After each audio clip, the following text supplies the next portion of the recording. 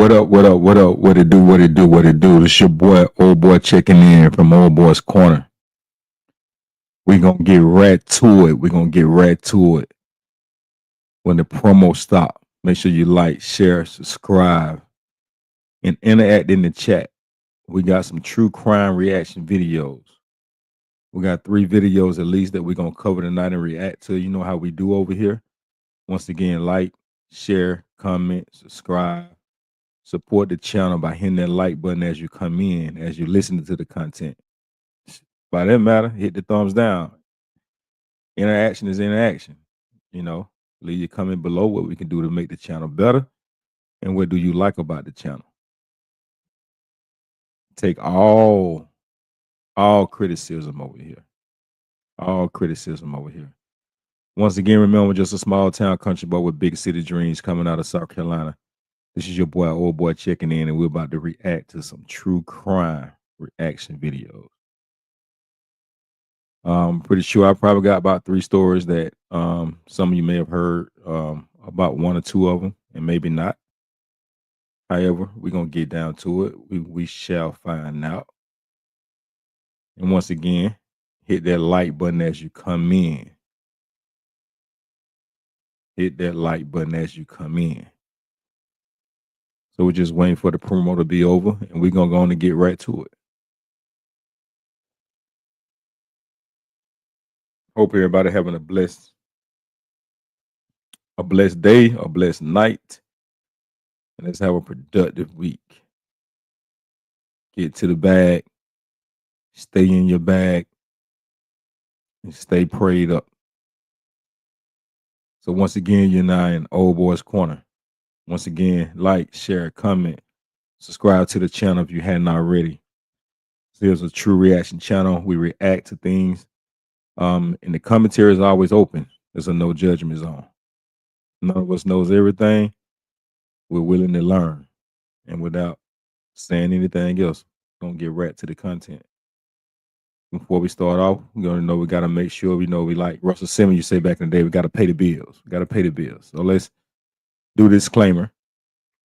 Copyright disclaimer under Section 107 of the Copyright Act of 1976. Allowance is made for fair use for purposes such as criticism, comment, news reporting, scholarship, and research. Fair use is a use permitted by copyright statute that might otherwise be infringing. Once again, I do not own the rights to this content. This content for entertainment and educational purposes only, and this is a reaction channel.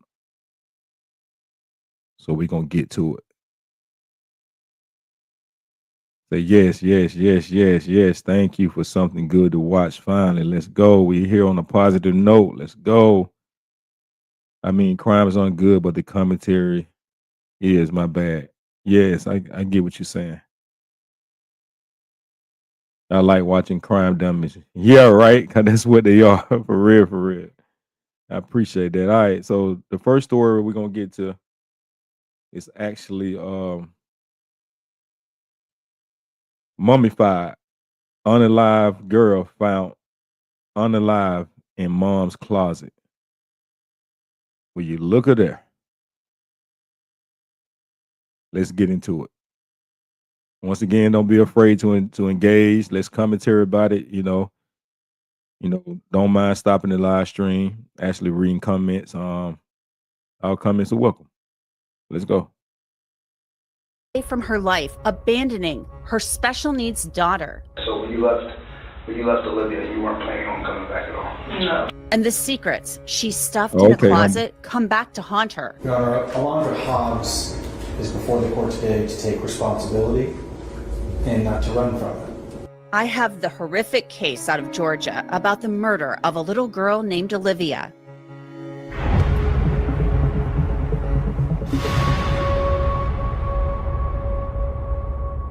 Welcome to Crime Fix. I'm Anjanette Levy. 29-year-old Alondra Hobbs was overwhelmed by life, so she pushed all of her troubles into a closet and left. But those troubles included her 7-year-old daughter, Olivia, a child with special needs, for nearly 4 months. Olivia's mummified body remained strapped into a stroller, hidden in a closet within the family's apartment. Hobbs claimed it wasn't her fault until almost 2 years after the crime. Is it your decision to go forward with this plea hearing today, both knowingly and voluntarily? Yes. Do you understand that you have the right to a jury trial? Yes. Do you understand that you could have a jury trial by pleading not guilty or by remaining silent and not entering a plea? Yes. Alondra Hobbs accepted a plea deal and was convicted of 2 counts of malice murder, felony murder, and first-degree cruelty to children. During Crazy. sentencing, the prosecutor provided some insight into the crime. Crazy work. And mummified. So I'm thinking it mean that she wrapped the baby up. It's crazy. After doing this for 20 years, this one definitely stands out as one of the worst that I've unfortunately ever had to work on. What the facts would have shown at trial would have been that at approximately 6 p.m. on June 25th of 2023, there was an anonymous 911 caller that reported the presence of a deceased child that was located in a closet at here in DeKalb County. I think I just heard an anonymous 911 call was made. I wonder who that could have been, but let's go. 2 hours later, that anonymous phone caller actually called again, stating that no one had responded. So let's listen to those 911 calls No that one led had to the sad responded. start of this Wow. entire case back on June 25th, 2023. It's a dead body of a little girl in building 2815, apartment 27. Can y'all please hurry up? Okay, what's the address there? Apartment 27. Look like she been there for like at least 6-7 months. Where my What? dog? They can't 911. What is the address of the emergency? Looked like the baby had been there for 6-7 months. And how did you? Let me go. Let me hit play. Let's go. Ma'am, I called like 2 hours ago. I discovered a little girl body stuffed in the closet. That had been there, looked like it been there for like 6-7 months. And it still got clothes on. What's the phone number you calling from? I ain't got no number. I'm going to remain anonymous.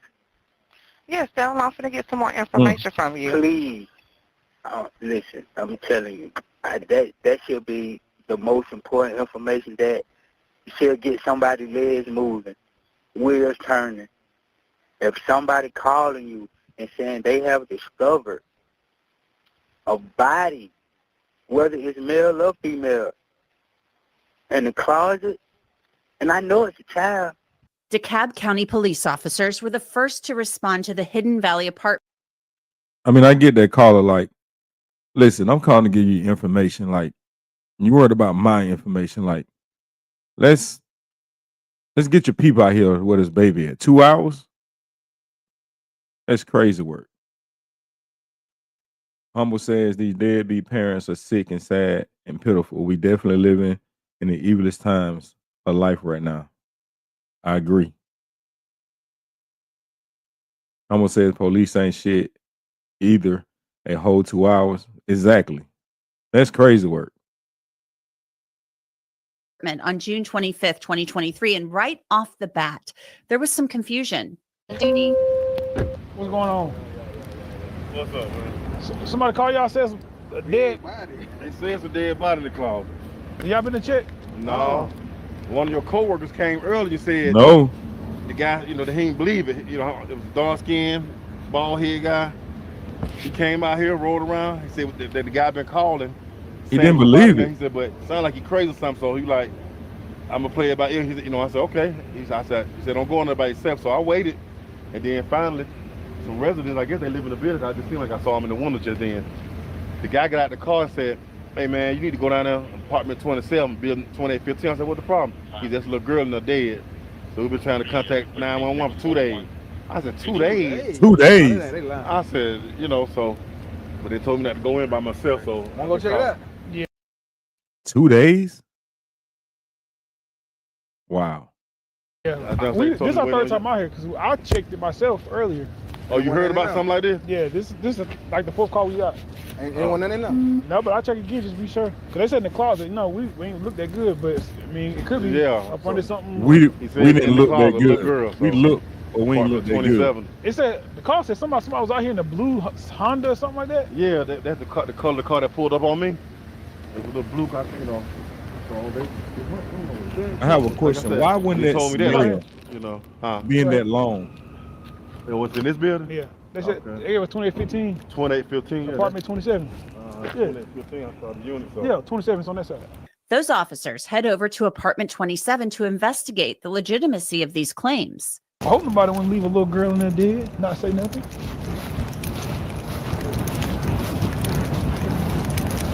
There's a reason why Morgan & Morgan is America's largest injury law firm. They're a firm with more than 1,000 lawyers because they win a lot. They've recovered more than $25 billion from more than 500,000 clients. In the last few months, a client in Florida got $12 million after the insurance company offered just $350,000. In Pennsylvania, a client was awarded $26 million. That was 40 times the insurer's $650,000 offer. Another client in Pennsylvania received 20, clicking the link below or scanning that QR code that you see right there on your screen. But when the officers arrived at the door, it was unlocked. They stepped inside, and even though they know what they're looking for, I don't think they truly expected to find what they found. 3231. 31.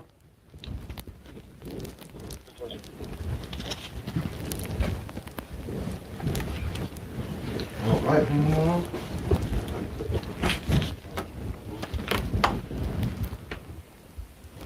To location be secured. It must be in that container right now. Bruh, What? it is. It is? Wow. Oh. Oh.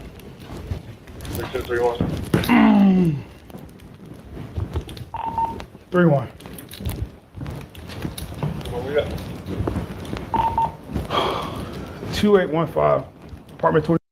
So was he was able to see it that easy that time without moving clothes around or anything, or maybe the person that came in and reported it had already made the little girl body more accessible to see, or they just didn't do a good job the first time.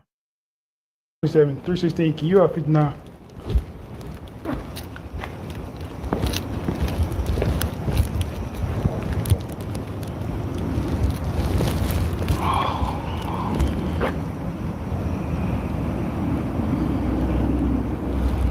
Ready to 332.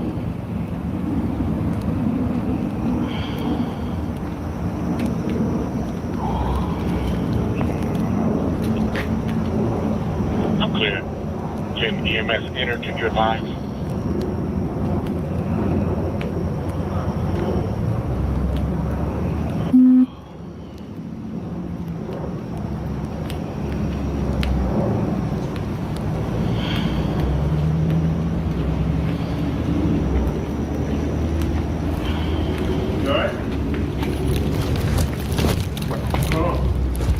She in there. Really? Where? Wow, some grilling. I don't see it. I don't see it. That You was see in it? that. That's in that black bag? No, she on top. She just, it's so decayed you can't tell. Oh, that's that. But you can see the hair. Wow, so decayed you can't tell.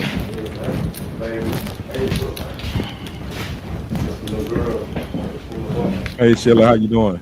Good to see you. Thank you for coming through.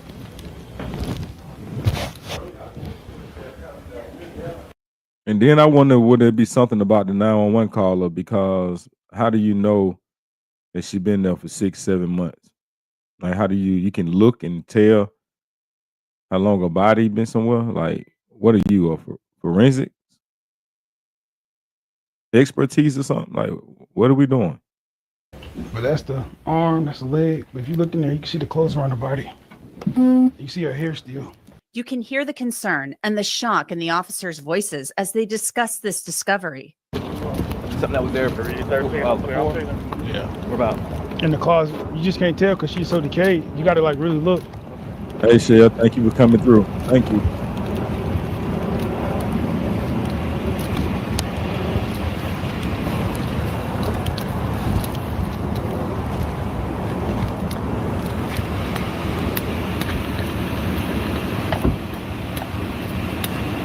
What what did she do to keep the baby from smelling?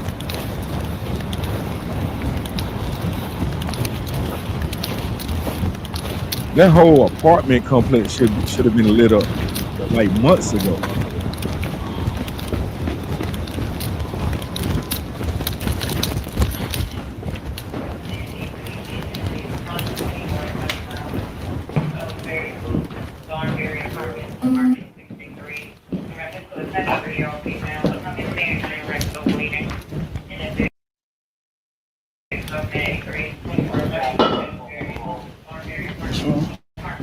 Yep, in the closet to the left.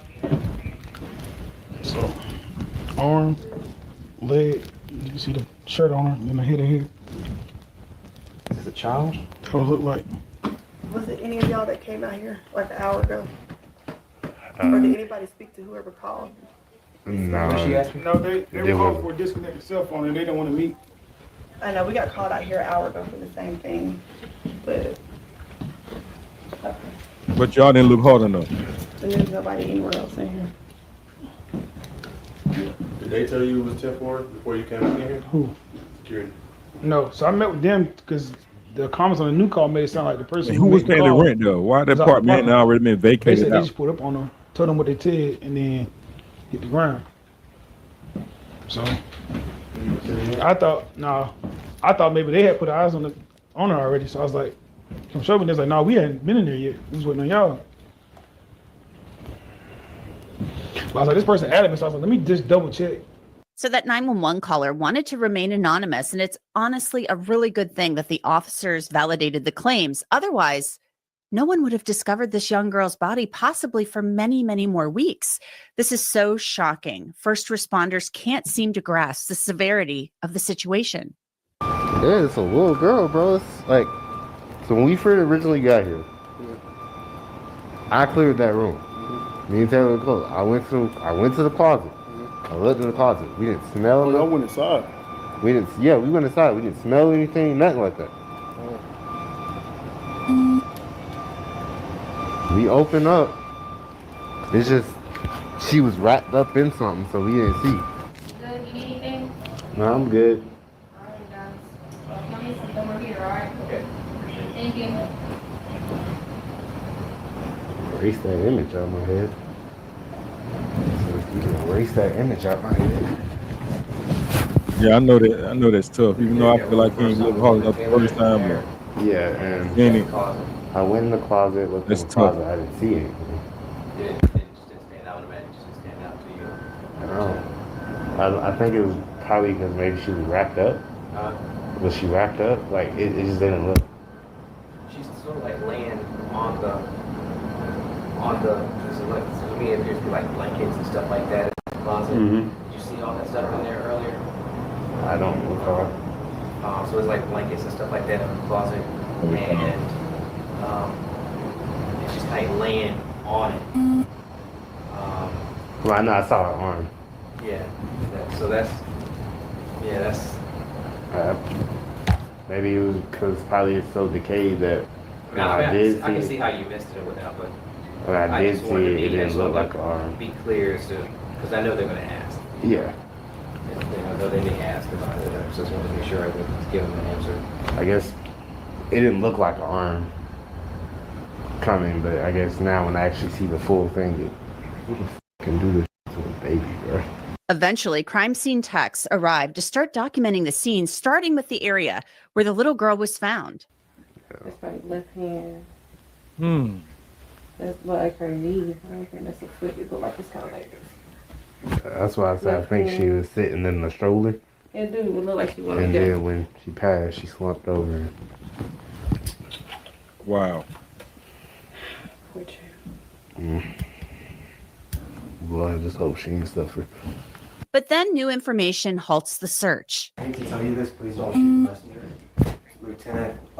Major Wallace wants us to stop.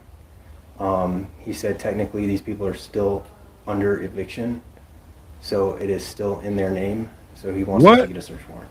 Oh, y'all don't Because- have one. No, because we're gonna run into issues at court if Oh, no warrant. so if She's it gonna have to start over. if they had just vacated the apartment, that would have been different. Stop. I was gonna say, stop what you. But And the I problem asked is her the who paid the manager rent. just told us. Okay. Like, she just told us. That she's still under eviction That- process. yeah. Okay. So we're calling Kearney. He's up in the office. We're gonna knock out one real quick. Okay. I'm sorry. Please don't be mad. It's okay. Investigators pause the crime analysis until a search warrant is obtained. According to the on-site manager, the tenants were evicted, and since their names are still technically on the lease, proper procedure requires law enforcement to obtain a warrant prior to searching. 4 days after the body was Man, that's discovered crazy. on June 29th, Alondra Hobbs was arrested at a motel. She was taken into custody and then waived her Miranda rights, agreeing to speak with the detectives. I have one more question. Please repeat. All right, well, when we went to the scene, there was towels blocking the door. You know what I'm talking about? I know I shut the door, but as far as towels, I never did put anything in front of the door because I know I didn't want her to get air, but I never did place anything like towels or anything. You want her to get air? Because the room door was shut, right? No, when we got there. Someone might have opened it before we got there. You said somebody had to open it? So how did you leave it? Because When I left out the door, I left her in her stroller Okay. with the food or whatever. I shut the door, The closet. not the closet door, Okay. the room door. The bedroom door. Yes. Okay. Man, what is wrong with people, man? Like who? And I took off. I locked the door and I took off. But as far as Where's that key at now? You still have that key? No, I don't. Okay. I don't have that key at all. That's why I haven't went back there. Did you catch that? Hobbs mentioned that she simply didn't return to the apartment because she didn't have a key.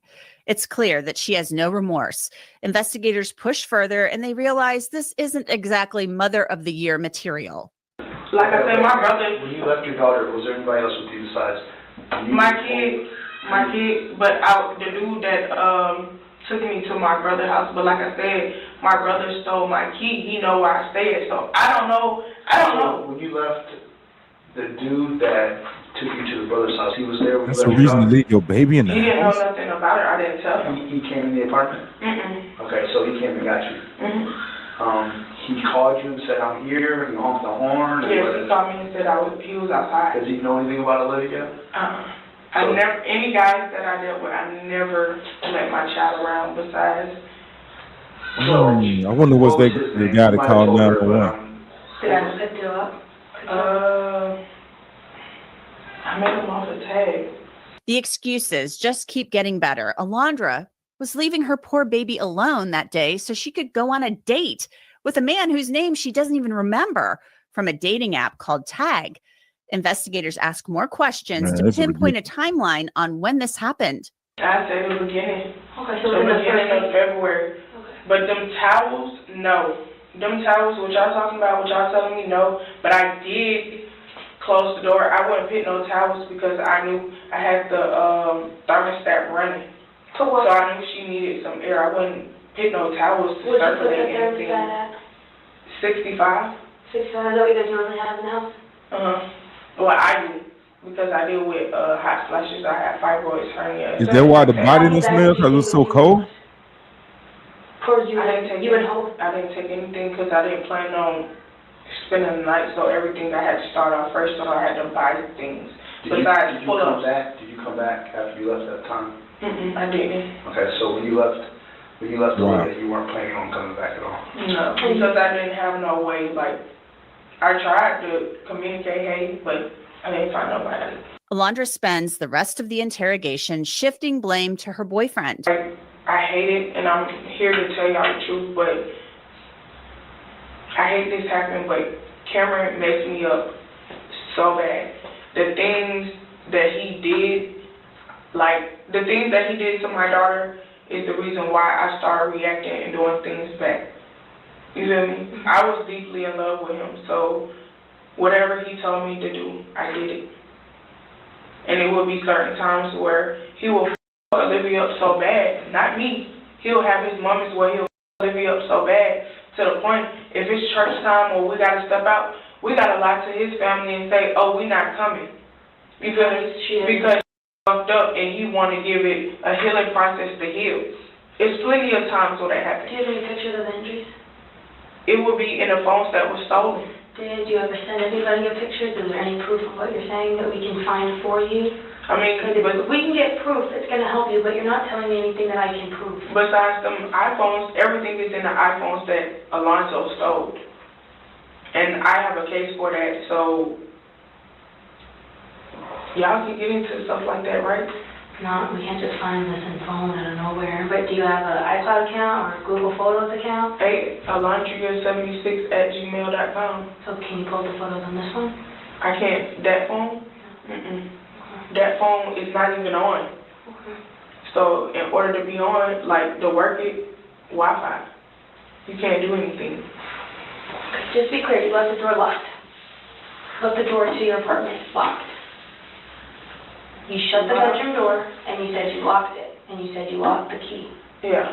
Well, my brother stole my key, my ID, my food stamp card, my debit card, both of my iPhones. What about the sliding door? Was that locked? The sliding door always stay locked. Okay. Yeah.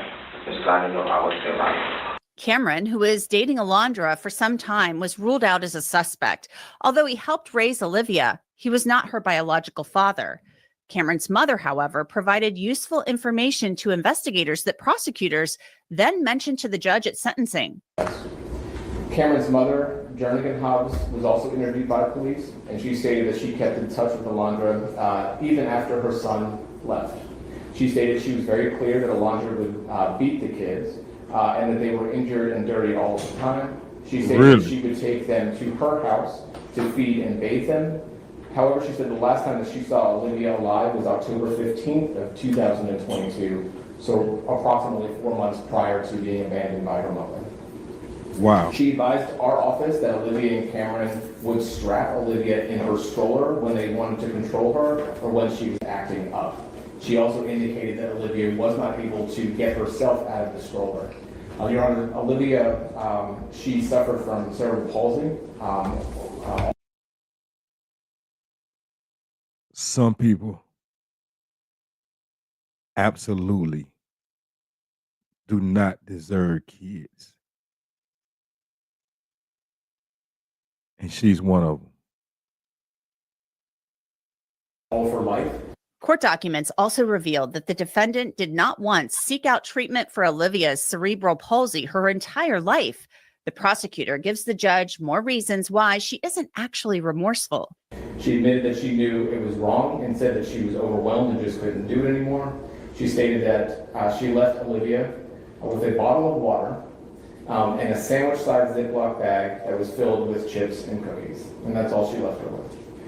When asked if she wanted Olivia to have a funeral, her response to law enforcement was that she did not want one because no one had ever really helped her with Olivia. She also stated that she was either going to do what she did to Olivia or she was going to kill herself. And so she made the choice to kill her daughter. Her demeanor during the interview, she frequently cried, she redirected questions, and she blamed Cameron quite a bit. She showed no emotional reaction when told about the condition of her body, that her daughter was found mummified. Then Hobbs's defense attorney takes time to address the court, but not to make more excuses for the defendant. Your Honor, Alondra Hobbs is before the court today to take responsibility and not to run from it. In meeting with her several times, she's made her wishes to me very clear. She Don't does even look not like the same woman anymore. excuses for what she's done. She eating up She does good. not want a trial. She wants to take responsibility. It's something that she has not done in certain moments of this investigation to detectives and before. It is something she wishes to do now. She'll make us stand trial. And in a case like this, there are not excuses that I think ultimately would matter. There's not mitigation that makes this okay. There are not any circumstances in someone's life that would be a worthy justification. A person who confesses, a person with remorse, a person who begs for mercy should find some in our system. We are asking Ain't no mercy. to sentence her to a sentence of life with the possibility of parole, a sentence that carries some hope, some mercy, and some dignity.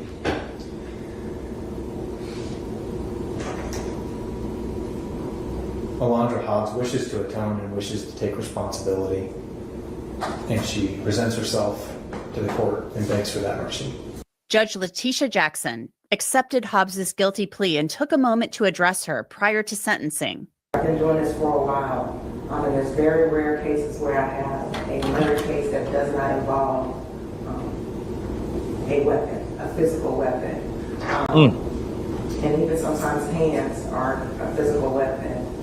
And it's difficult. How do you process that? How do you process someone who says, I want to take responsibility, I understand what I did was not right, and I do not want to go forward with the trial because I am taking responsibility and I'm not making excuses. And you balance that against what the victim went through. And there's different types of punishment. There's some that are deterrents, so they would never do it again. There's some that's rehabilitation, which does not apply here. There's some that's retribution. And there's some that's punitive, that sends a message more so to not only the offender, but to the community. And I have to balance all of those of what is best for this case.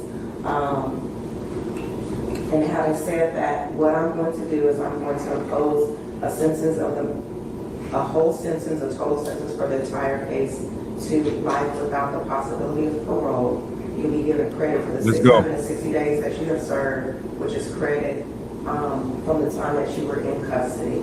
Hobbs will spend the rest of her life behind bars in prison. And that's it for this episode of Crime Fix. I'm Anjanette Levy. Thanks so much for being with me. I'll see you back here next time. Man, what is wrong with these people, man? That is crazy. But shout out to the judge for doing the right thing. There's no parole. What's up, TB? What's up, Tony? Good to see you, my man. Pray all is well with you. That is crazy. So they narrowed it down about 4 months. The baby was shut in the closet.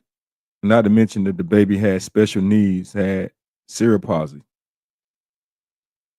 The baby never had no treatment for it or anything.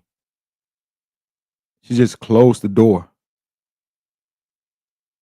and went on with her life for at least 4 months.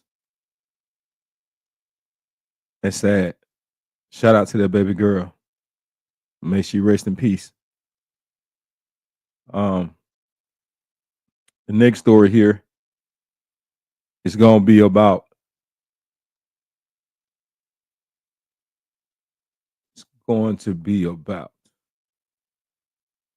a pastor.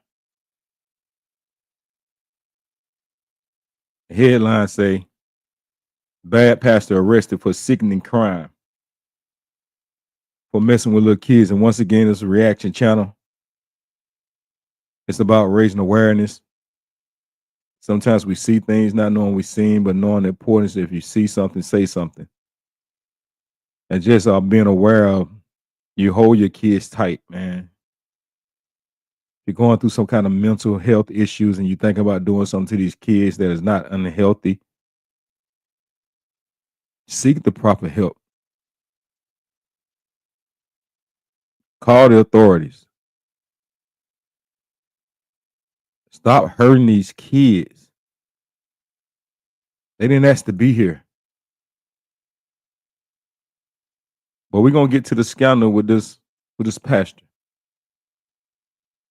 Let's go. A cool pastor who talked about sex and age of consent is now charged with dissemination of harmful material. So that made me think right there already. A pastor who's preaching about age of consent, et cetera, et cetera. Let's see what's going on. To a juvenile, and now his Real, sermons Tony. are looking a little more suspect. Sex in church isn't nasty, it's necessary. This is Scandal, What? presented by Law and Crime. I'm Sierra Gillespie.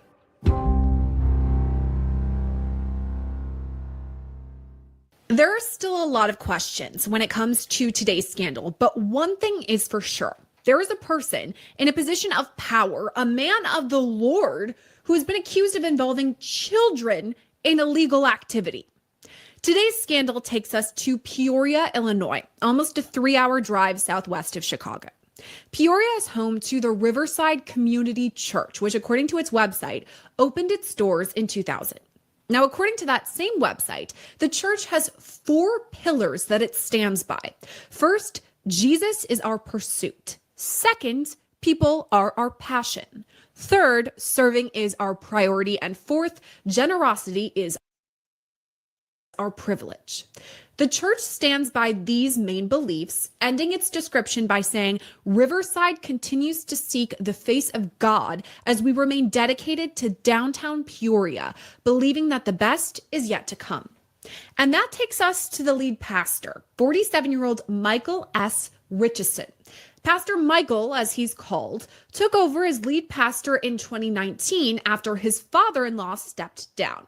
And here's where we have an example of what Pastor Michael preaches.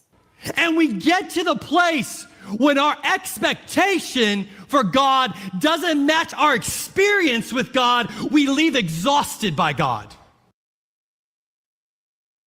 And he probably got that from somebody else. Look at that face. Using God for your own fetish ways. Families are vulnerable to the pastor for whatever reason. Packed house every Sunday. And this is what he got caught for. Just imagine the things that he done that he hadn't got caught for. Humble said, see, this is why I never sent my kids to church alone. If I didn't go, they didn't go. Unless they were with my family. Yes. Humble says, my trust is at a negative 00 times infinity, as it should be these days. Keep your kids, hold them tight. Hold them tight. And this is where we get stuck. Right here, I thought a relationship with Jesus was supposed to make me feel restful, but actually it has made me feel restless. Start to walk away. I don't know if I can continue to move on, but can I tell you today, life with Jesus isn't a playground, it's a battleground. I think we've given out bad connotations and messages from platforms like this. We say, come to Jesus, and we make you think it's always going to be rainbows and unicorns. And that's not what life with Jesus always feels like. It's not a playground, it's a battleground. Because what I found in my life is that Who said a walk with Jesus was a playground? Where he get that from? Who he and her say that besides himself? as you come closer to Jesus, the devil tries to come closer to you. As you come closer to Jesus and devote your life to him, the bullseye on your back gets bigger and bigger and bigger. And the devil would love nothing more than to take you out. But we're here today to talk about more than just Pastor Michael's sermons. We've got to talk about his recent arrest and charges involving children. Now, Pastor Michael has a long history of work involving children.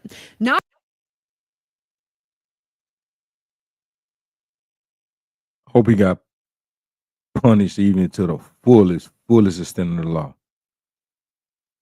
Not only for what he done, whatever we about to see, because I don't know what he done yet. I haven't watched it. Reaction channel, my reactions are truly reactions in real time. However, I feel like this is not going to end well. But the fact that you got kids of your own, my man, my male, because you're not a man.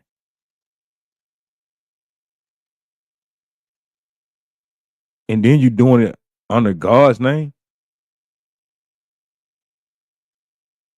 Not only is he lead pastor of Riverside Community Church, but he's also devoted almost his entire adult life to children. He received a bachelor's degree from Bradley University in 2000 with a degree in elementary education. In 2005, he got a master's degree in teaching and leadership from St. Xavier University. And starting back in 2002, he began teaching third grade at Willow School in Pekin, Illinois, which is about 10 minutes outside of Peoria. That's also where Pastor Michael served as a city council member and lived with his wife and 3 children. Things changed for Pastor Michael, though, on October 5th, when police were notified about some evidence relating to some illegal activity involving Pastor Michael. Then on October 8th, Pastor Michael was arrested and charged with a Class 4 felony of Okay, they got some on him. What, in 4 days? 3 days? They was locking him up? Okay. dissemination of harmful materials to a juvenile. And here's where things get kind of Harmful odd. materials. We don't exactly know what material Pastor Michael allegedly had or allegedly disseminated to children. Pekin police will only say that they received evidence, but won't tell us exactly what the evidence is. Culture vulture. We do have some sort of clue, though, from the charge dissemination of harmful materials to a juvenile. Per Illinois state statute, harmful to minors means that quality of any description or representation in whatever form of nudity, sexual conduct, sexual excitement, or sadomasochistic abuse when taken as a whole, it predominantly appeals to the prurient interest in sex of minors, is patently offensive to prevailing standards in the adult community in the state as a whole with respect to what is suitable material for minors, and lacks serious literary, artistic, political, or scientific value for minors. Material means any picture, photograph, drawing, sculpture, film, video game, computer game, video, or similar visual depiction, including any such representation or image which is stored electronically, or any book, magazine, printed matter, however reproduced, or recorded audio of any sort. So it's still unclear what exactly the materials were, but based on the statute and the allegations, it's not good. Now, when news of all of this broke, the Scandal Squad started doing some research on Pastor Michael, and there are literally dozens of videos of his sermons online because he was, of course, the lead pastor. And a few things stood out, including one sermon where he says this. She pulled out her phone. She was texting. I don't know if it was the authorities. I don't know if she was going. I don't know if she was going on Facebook. Pervert at Panera, East Peoria. Avoid. And that alone is weird, right?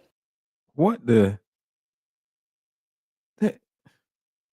Especially with these allegations involving harmful material to children. But that little blurb is slightly taken out of context. So here's a longer clip of the sermon just so you get the full picture. Let's talk about sex. We've gotten to that place where we think that sex is wrong, sex is sinful, sex is dirty. And talking about sex within church, we start to believe, well, Michael, that's wrong, that's sinful, that's dirty. And can I tell you right from the jump today, sex in church isn't nasty, it's necessary. See, because you need to know right now that some of you are like, Pastor, you better stop talking about that or I'm going to get up and leave. No, I'm going to push back on you and say, we better start talking about it in church.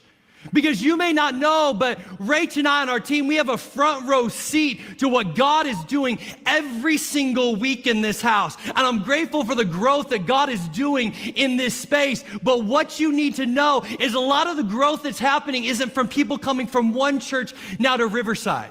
What we've been able to do, what God has allowed us to be a part of, is that there are many people, some of you that are listening to me right now, you are walking into this space and we are your very first church experience. You've never been to church before, never felt welcomed into a church before.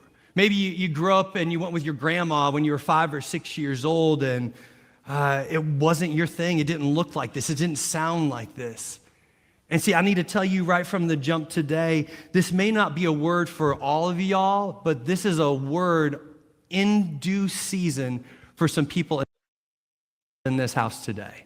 But that's not the only sermon that stood out to me. Here's another piece that really jumped out when I was doing research for this episode. Girl, age ain't nothing but a number. So that's kind of bizarre, but here's the whole clip.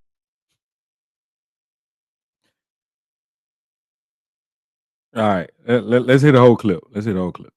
As an explainer. I was just out at a coffee shop this week, and a friend came up to me, and she excitedly was telling me about a new relationship that she was in, and she goes, I got a new guy in my life, and I'm very pastoral wherever I go. I was like, does he love Jesus? Is he good to you? Does he have a job? Does he still live in his mama's basement? Like all the important questions.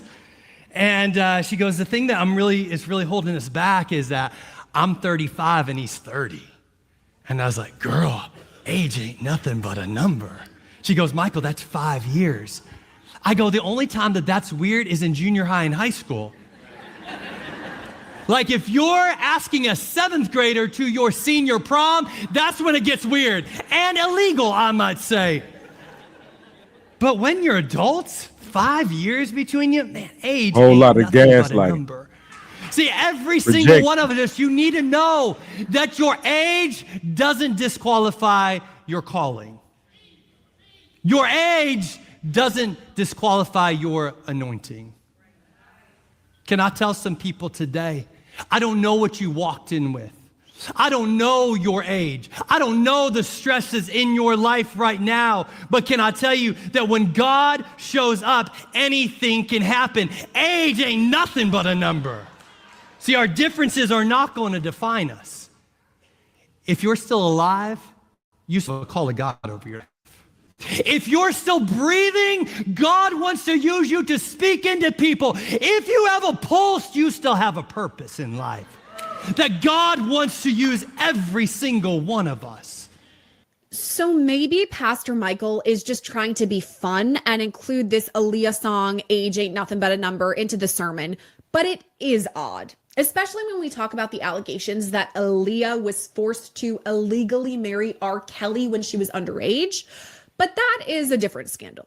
But as for Pastor Michael Richardson, that's kind of where we're at right now. I mean, we have more questions than answers, but let's try to make sense of what we do know by bringing on today's guest. It's former prosecutor and criminal defense attorney Safa Robinson. Safa, as always, thank you for coming on Scandal with us. And let's start with the most, I guess, obvious question here. The charge, dissemination of harmful materials. What could that be? The likelihood is it's the dissemination of somewhat pornographic material to a minor. So the statute requires something to the effect of sexual excitement or prurient interest of the individual or of the child.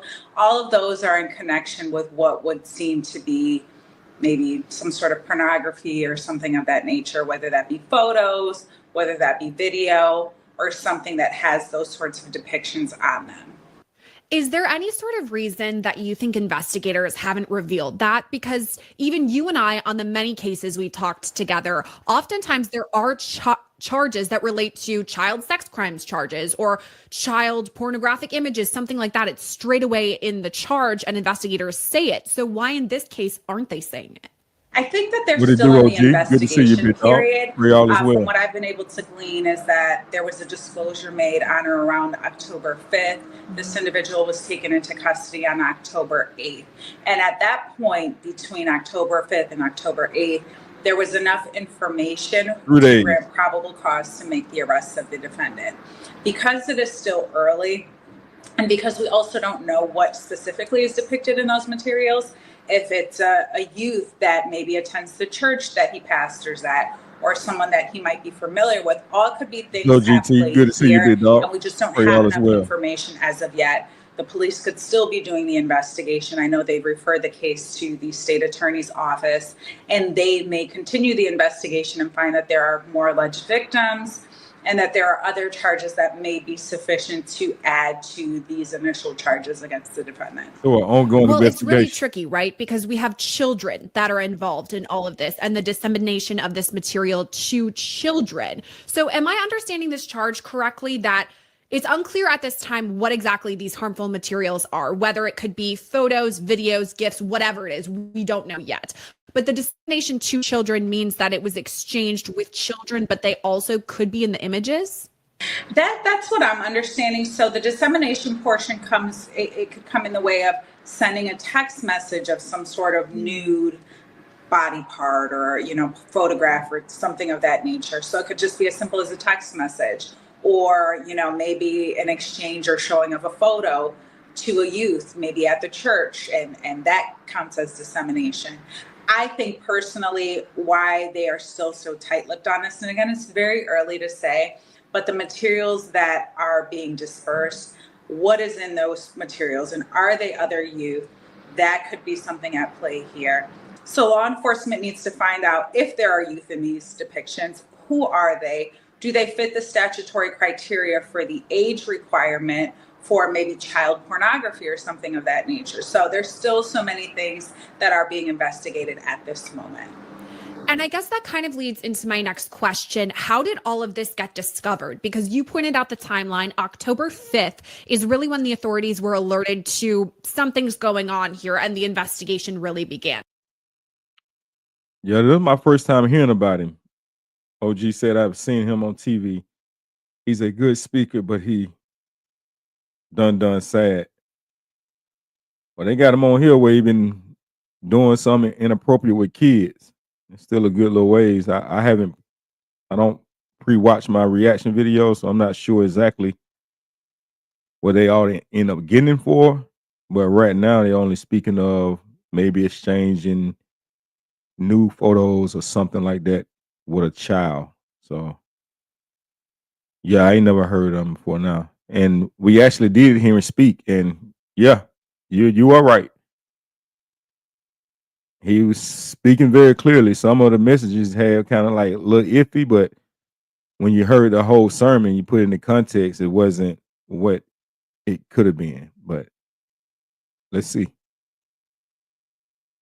Now, I'm just going into my brain. This is speculation based on the many cases I've worked on here on Scandal. And oftentimes what happens is if a child is involved, a parent will look at their iCloud or say, oh, who are you texting? You've been talking to that person a lot. And all of a sudden, a treasure trove, for lack of a better term, of all of these texts or videos or photos is opened up. And the parent oftentimes will report to the authorities and say, there's something inappropriate going on with an adult and my child. Is that a route that could possibly have happened, or what do you think happened as to why the investigation was open in the first place? I think there's a high probability that that was the route that was taken. It could be something to the effect of, you know, a parent may be seeing something in their child's phone, which is why it's always important to check your children's phone, and to find this material or inappropriate maybe conversations and material on their child's phone. I think that's a great point there. Check your children's phone. Put parental advisories on them. And don't let that just be it. Check them phones. Church, no matter where it is, like, try to have them supervised, man. These guys are getting slicker and slicker with the things they're trying to do to kids, man.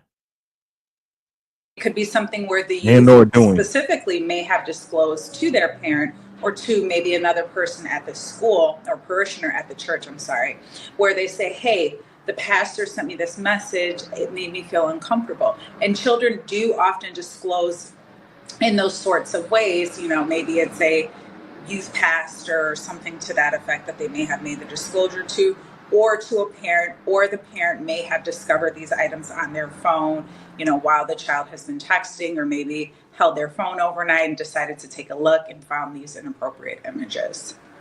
Now, you mentioned something there. You said potentially the teacher, and then you said, wait, the pastor. But you're right, because he was a teacher. Most definitely was a teacher as well. Humble says, my granddaughter's phone is connected to my phone, so everything she does comes to my phone, and I have parental control on it. Her phone was set up with my email. Let's go, Humble. You're on the right track. Let's go. Let's go. teacher, an elementary school teacher for many, many years, has degrees in teaching and kind of a focus on his adult career working with children. Now, And see, and I'm glad you said that, OG. And remember, these iPhones have secret storage, and man, and these kids are clever. Like, you're wondering, like, how can they even figure out like what these phones do at such a young age? Like, you have to be very, very, very thorough. You know what I'm saying? For whatever reason that a child would, well, I just answered my own statement before I said it. You know, would even go along with things like that. That's because they're a child. This is why there's a legal age for consent, because a child is not able to do it. We don't know if they promised something. We don't know if there's promise in the home. We just don't know. That's why it's important to be thorough. I like that you said that. You have to be very, very, very thorough when it comes to these kids these days. Humble says nothing get downloaded without my approval. Most definitely. Checks and balances. Checks and balances. Let's go. now he's a pastor of a church. So right away, me hearing these things, the fact that he's a teacher, an elementary school teacher, specifically third grade, and then now that he's a pastor, which of course gives you a lot of access to children of many ages because, you know, they go with their parents to church. Is that something that investigators are going to look into, his background and, you know, his access to a lot of different kids? Absolutely, 1000% they're going to take a look at that. And I think to date, there hasn't been any disclosure from any prior students that this individual may have taught, but they're going to interview other children or youth at the school. They're going to take a look at his employment records from the district in which he worked at to see if there were any complaints that are similar in nature to the charges that he now faces. What's interesting to me is, let's see. Cheryl says humble. Same with my son. He also has time screening as well. After a certain time, he isn't allowed to access his phone. Let's go, Cheryl. Let's go. Agree. Humble says only me, her mom, dad, granny, and my other children numbers are in her phone. Those are the only numbers that can call or text, plus 911. Let's go. Your lady's most definitely on the right track. Most definitely on the right track. Let's go. whenever, just to kind of look behind the curtain for how Scandal really works, when we do a case, we want to make sure that we have enough elements for it, meaning that there are photos of the person who's being accused or a victim or things like that. And in this case, because he's a pastor, there were so many videos of him, you know, doing his sermons and speeches. So I kind of got to look inside, you know, what he's really like. And we feature some of those clips throughout this episode. And what really stood out to me is he talked about sex multiple times. He has this one sermon where he says age is just a number, which now that we have these allegations potentially involving child sex crimes, that really stands out to me. What are your thoughts about those things? Absolutely stands out, you know, and I think that there has to be a level of transparency with the church and law enforcement and the church and parents and families of these children and the youth themselves and what is truly going on here. Now, right now, these are allegations. There has not been a finding of guilt against the defendant in this case, but it certainly has risen to the level of probable cause to believe that he committed this act. And again, they're going to continue their investigation to see if there are any other alleged acts or crimes that he may have participated in. But the point here is that, you know, there are certain statutory requirements that have to be met. He is someone who is a high level individual in the church that, you know, can have a lot of influence on youth and children and families. And so, you know, there are so many layers to this as this case will now progress and continue. And although he is presumed innocent, it's certainly concerning having a conversation with parishioners about age being just a number and youth and things like that. And law enforcement may take that and continue on that line of, you know, questioning or factual based evidence based off of that. It's not the best statement that someone could make when they are charged with a crime such as disseminating indecent materials to a minor. It's not the greatest statement one could make. Exactly. And I mean, to play devil's advocate here, you pointed out very astutely that these are just allegations. He has not been. Shell says Humble, I log in and turn his time screen on. He can only contact as to call or text his emergency contacts. He's not allowed to use anything else. Man, intentional, very intentional. Let's go. I like it. Convicted of any sort of crime. And we do play it out in the episode. Age is just a number unto itself is kind of creepy. It's kind of weird. But then he goes on to say something to the effect of, at no age does it matter. You can always come to Christ. No age stops your calling. So he kind of, Yeah, it's a little cringy. And I think that, respectfully, we've seen this happen time and time again where high-level officials in a church or in some sort of religious setting can. Okay, so OG just brought up a good one too. I really appreciate the commentary and the engagement, and it's very good. OG just said another thing is on online gaming, find out who your kids are interacting with is weirdos everywhere. Yeah, I've seen a few stories like that where good thing the ones I saw, they end up being, undercover people. But yeah, they get into these games. I think there was one time a kid actually gave out the address and everything. Like it's crazy. But most definitely, OG. Great commentary on that. Facts. Almost says, that's what's up, Shell. Even though things come to my phone, I still have a habit of checking things because let's be real, these phones are man-made. These apps are crazy and anything can leak through. Yeah, and these kids are absolutely smart. And a lot of times they're led by these adults to do some of these things too on these phones. So, a lot of people say, oh, it's child, you're not going to figure this out. They're not going to figure that out. They're not going to do this, not going to do that. But a lot of times these predators, help it. Yeah, she most definitely on it, man. Both of the ladies, Humble and Shell, most definitely on it. Humble says, be careful with these walkie-talkies. I bought my grandson some, and my daughter said she was hearing voices on it while she was cleaning, and the kids were asleep. She recorded it.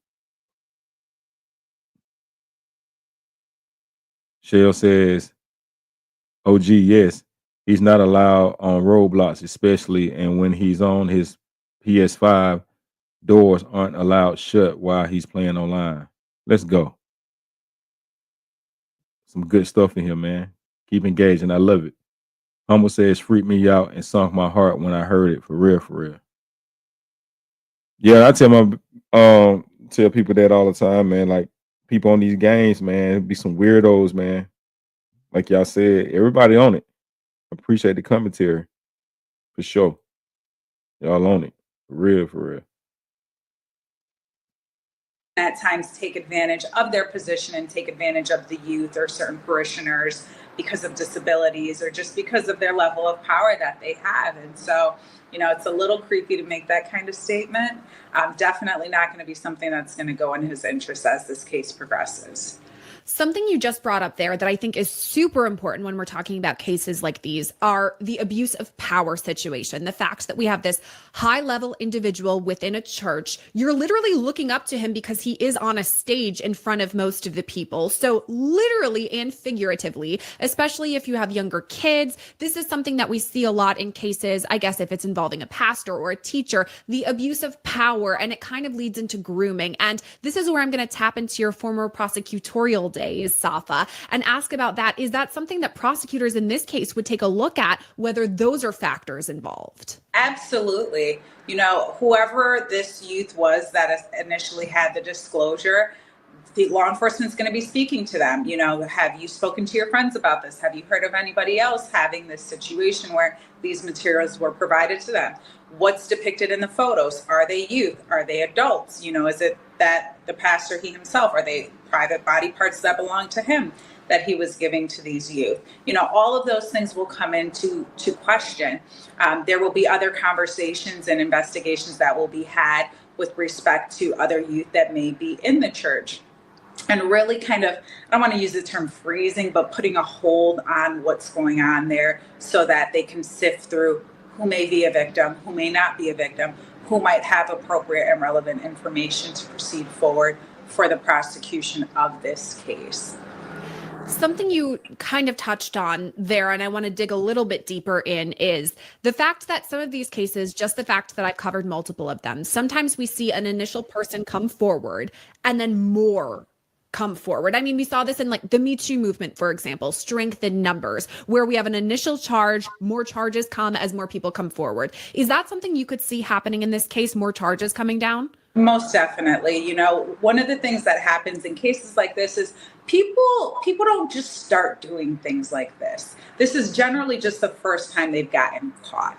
People Let's have go. a Said that pattern earlier. of behavior that they do and how they maneuver, you know, with respect to who they are and what type of status they have. So my guess would be, and again, all of these are allegations, but my guess would be that if he is alleged to have done this with one youth, there's a high probability that there are other youth that he may have engaged in this conduct with, or he may be alleged to have engaged in this conduct with. And that, again, is going to be something that law enforcement and the prosecution is going to take a look at. The victim in this case may be brought in for a forensic interview or a forensic examination where they sit down. It's crazy word. These kids have to go through so much, man. I'm gonna say, Shell, thank you for bringing up the screen time. Not that I didn't know about it, but I'm so used to taking her phone at a certain time.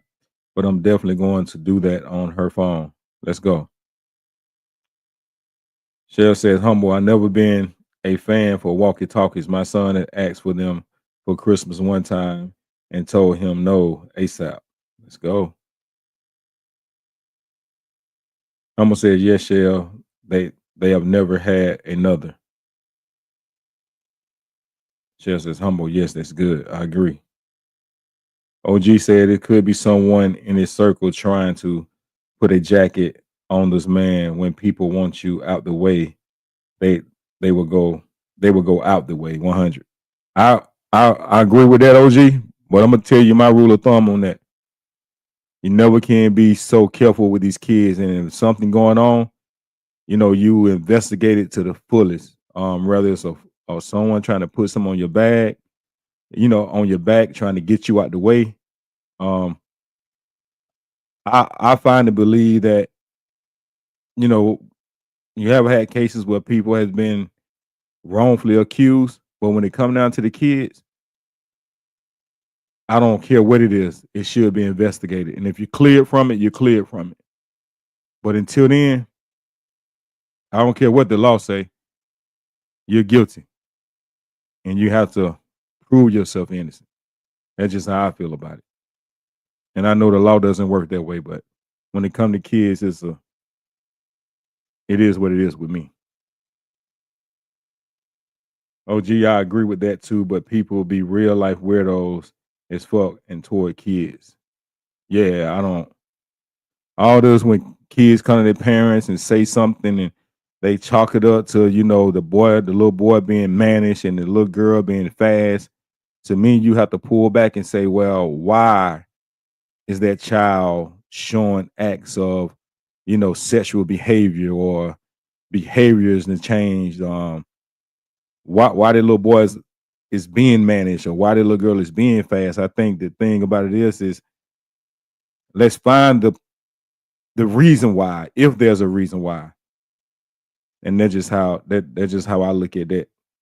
And that's why a lot of kids don't speak up, because they've been pushed away and told that they don't believe them for whatever reason.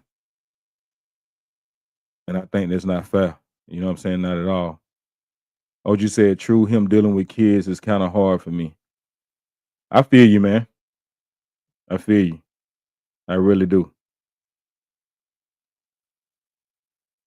Like I said, I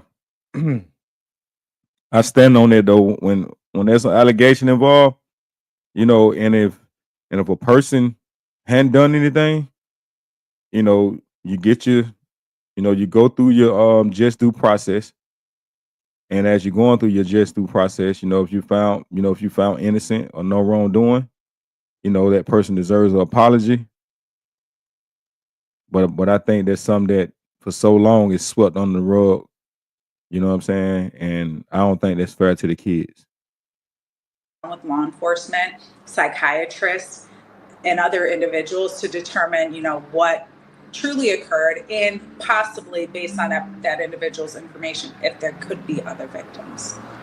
I guess that leads into my next question too, the fact that we have a youth here, a minor, and that's really where the charge stems from. I'm wondering about, you talked about their forensic interview, maybe if way down the line we see some sort of trial where there would have to be testimony.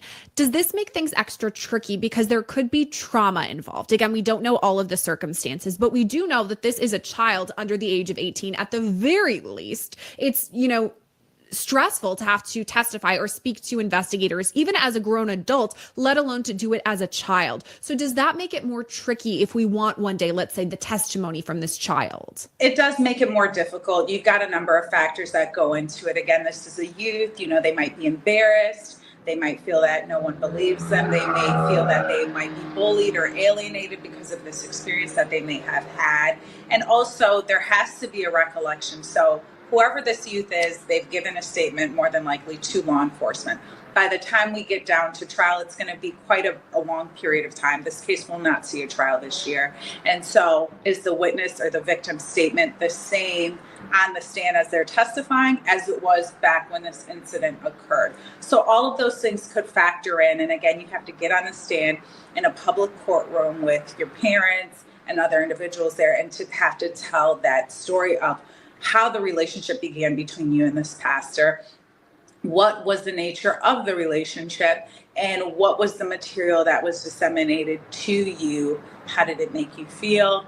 Again, it has to trigger a certain type of response from the viewer. Often sexual response or sexual excitement is one of the terms that the statute uses. So the prosecutor is going to have to ask, did that excite you, sexually? And it's very uncomfortable for some.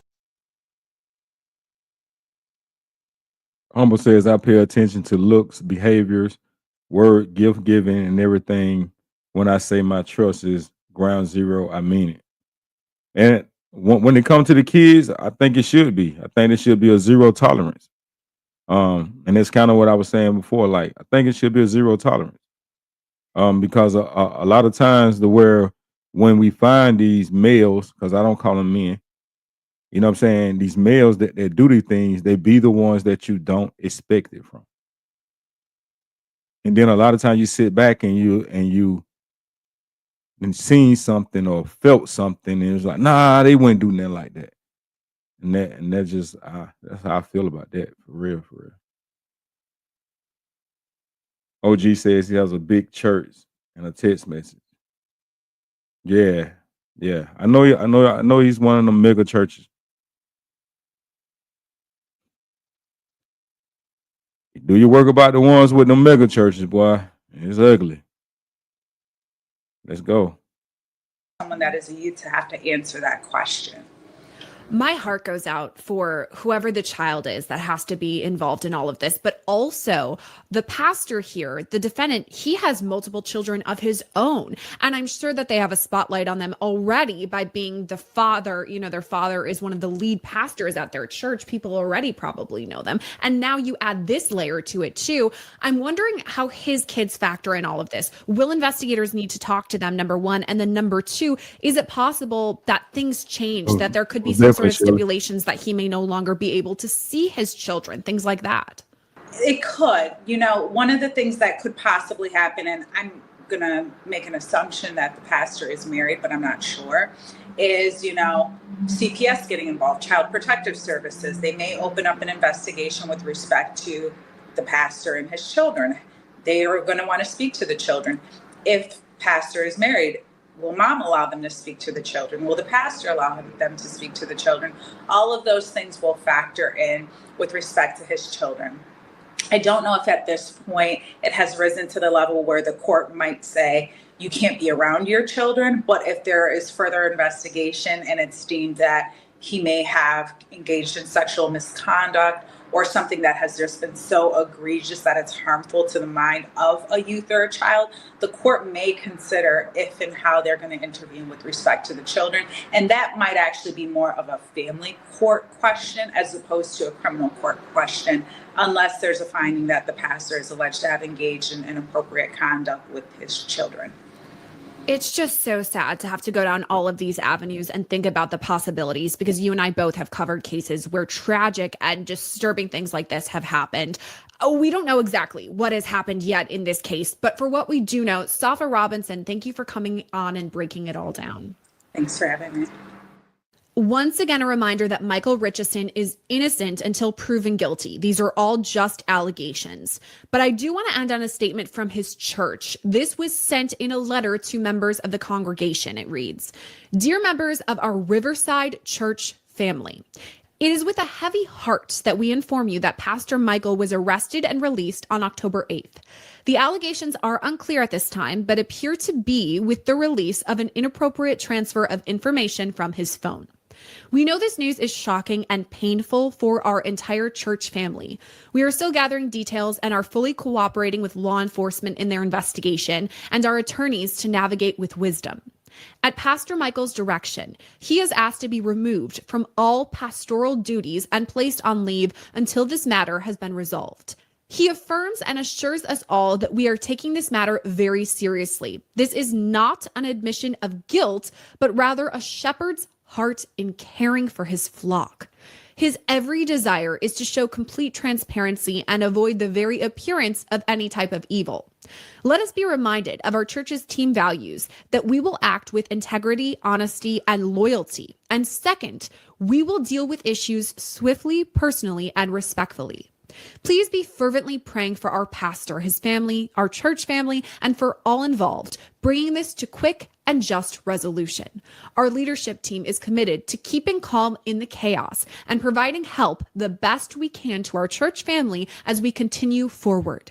The enemy's attack is real, but God is on the throne and our best is truly yet to come. Your Riverside elders." And that's where today's scandal leaves us for now. For all the latest updates in this case and all things true crime, make sure to subscribe to our channel. And to connect with me personally on social media, you can find me at Sierra Gillespie, and you can send messages our way to at Scan. Man, that was one of the most gaslit statement I ever read. All that accountability piece in the beginning of it. But at the end, come on. Stay woke, man. If you know, you know. Shelly said they better check his kids that start in their household most times. You're exactly right.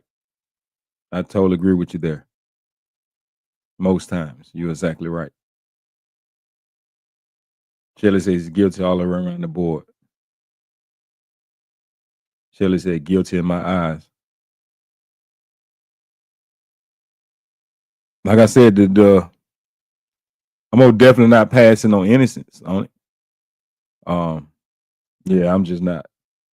I think when, it's obvious there was something came from his phone. They even admitted that.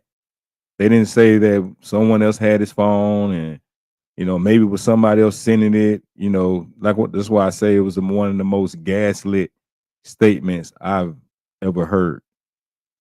But with that being said, I think the ladies gave some very good ideas. OG actually had some things good to say. I also respect Shelly's opinion, kind of aligns with mine. But Humble and Shell also said some very, very great things, and I appreciate their commentary. And I think that anybody watching this that's just not engaging may have learned something too, or something that, it kind of helps keep your eye on what your kids are doing. And not only what they're doing is what you got to remember, like people like teachers and stuff like that, they got access to your kids, phone numbers at some point in time, and people let their kids have their phones in school. So that's why it's important to have the stuff like that Humble and Shell was actually talking about.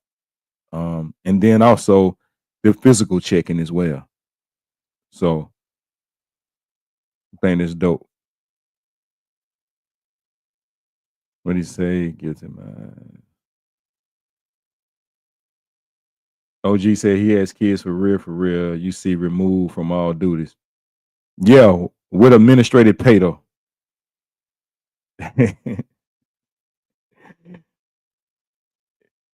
With administrative pay though.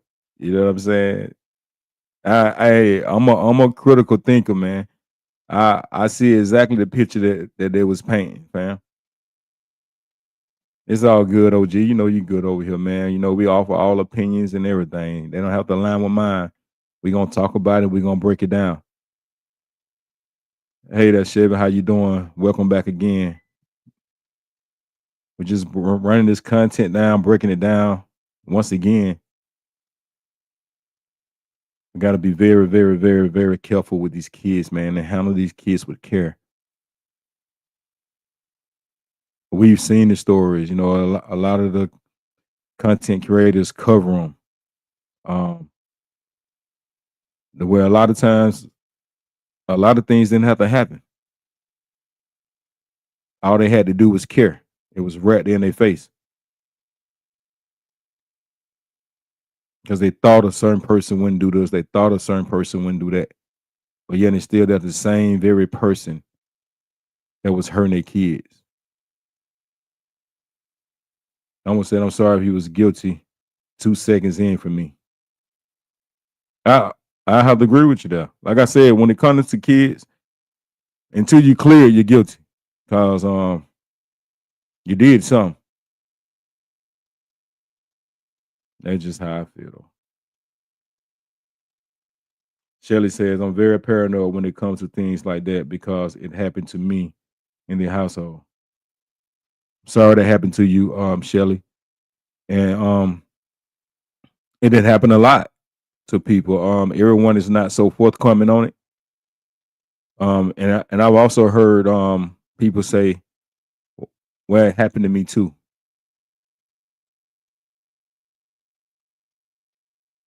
And these days, you got this big dating range to where the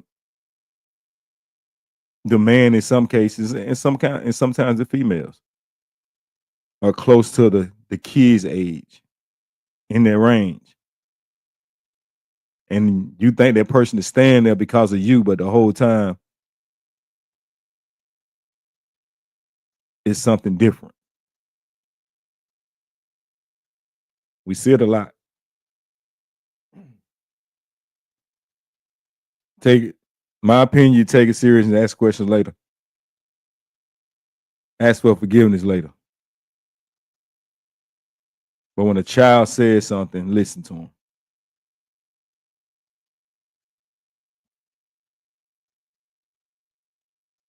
And ask for forgiveness later if that's not what it's be. But it's worth looking into. It's worth taking serious. But we're going to go on and go to the next story. The next story is a crazy one. Let's see. Shelly also says, especially with someone you trust. Let's go, Shelly.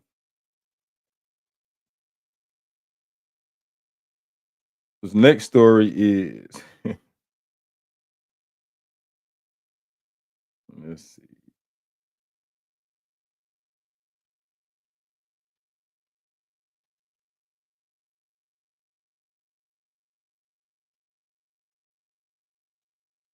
The next story is, I can't even this is crazy. This one's crazy right here. Man sprayed house in Virginia, positive blood at hospital staff. And people are wilding, man. They're really wild in these days. But let's go. Let's get into the content. And once again, thank everybody for being in here tonight. Make sure you hit that like button. If you didn't, please take the time to do it now. It's for the free. And I appreciate you being here and most definitely engaging in the chat. Remember, that's what we do over here. We have grown-up conversations and deal with things in a grown-up type of way. Let's go. Elizabeth Milner.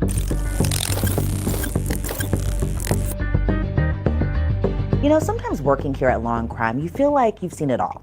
But police say this wasn't an accident. It was intentional, which makes you wonder, why wasn't he arrested immediately? Instead, he wasn't arrested until 6 months after the bloody incident. So how did we get here? We don't know much about the lead up to this incident, but this is what police say happened. On March 21st, Cameron Gilchrist was being treated at a hospital in Raleigh. We don't know the full extent of his treatment. The arrest warrant only saying he was there for diabetic reasons. We're going to keep the names of the victims out of this story, but this is what I will say. According to police, there were 2 victims, a man and a woman. For this story, we'll call them Jane and John Doe. So Jane and John were working at the UNC Health Rex. Both were treating Cameron for his reported diabetic reasons. According to police, he had an IV attached to his arm. Then he reportedly removed the IV, which according to the arrest warrant, Cameron then allegedly aimed his HIV positive blood at the victim's eyes, which... Are you serious? Like, you in there to get some help for something totally different. You take your IV out. Entered his eyes. Now, the exact same phrasing was under the allegations for Jane, too. On or about on the date of offense shown and in the county named above, the defendant unlawfully and willfully did assault and strike Jane, a female person, by removing his IV from his arm, which he aimed his HIV positive blood at the victim's eyes, which entered her eyes. It's unclear whether Jane or John contracted HIV, but according to the arrest warrant, both victims were exposed to HIV and had irritations to their eyes. As I mentioned earlier, this incident happened back in March, but Cameron wasn't arrested until September 11th. He was charged with 2 counts of assaulting emergency personnel. That charge is reportedly a felony that could carry... Bro, what the hell were you thinking? Matter of fact, you weren't thinking at all. A sentence of 39 months in prison for each count. He's also facing charges of simple assault and assault on a female. It's unclear why his arrest came so long after the incident, but according to a report by WRAL, Raleigh police told the outlet Cameron was receiving medical and psychiatric treatment at the time of the incident, so he couldn't be arrested then.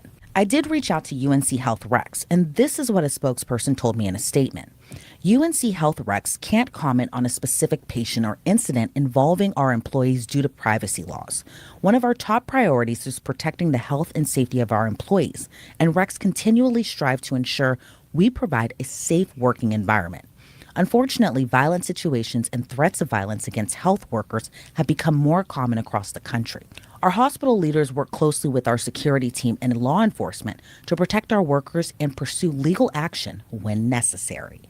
So pursue legal action when necessary. Well, what could that look like? Well, I'm joined now by trial attorney and federal litigator Alexis Rosenberg. Alexis, thank you so much for joining me today. Do you see a possibility of the hospital pursuing civil legal action against the 25-year-old? Well, I don't necessarily see that they're going to. I think it's fairly recent. Let me check for you, though, big dog.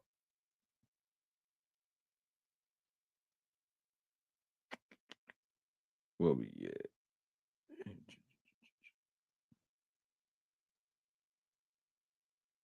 Oh, this one right here ain't got no date on it. Let's see.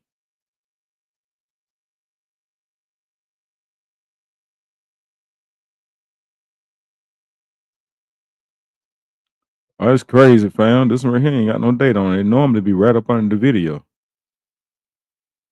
As they said the date, but they didn't say a year. And it normally says on the video. It don't say it on this one, though. Let me see. Can I read it? Wow, fam. This says October the 10th, 2025. So this was days ago, fam.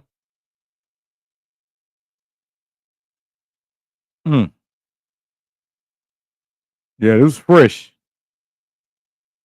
Days ago.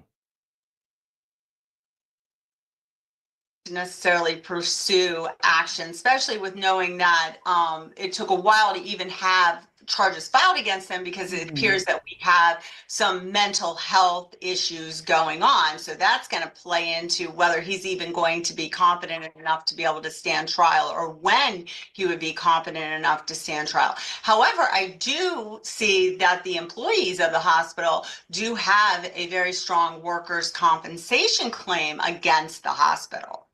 And what could that mean? And what does that possibly look like? Well, so at this time, we don't know if they actually have contracted HIV.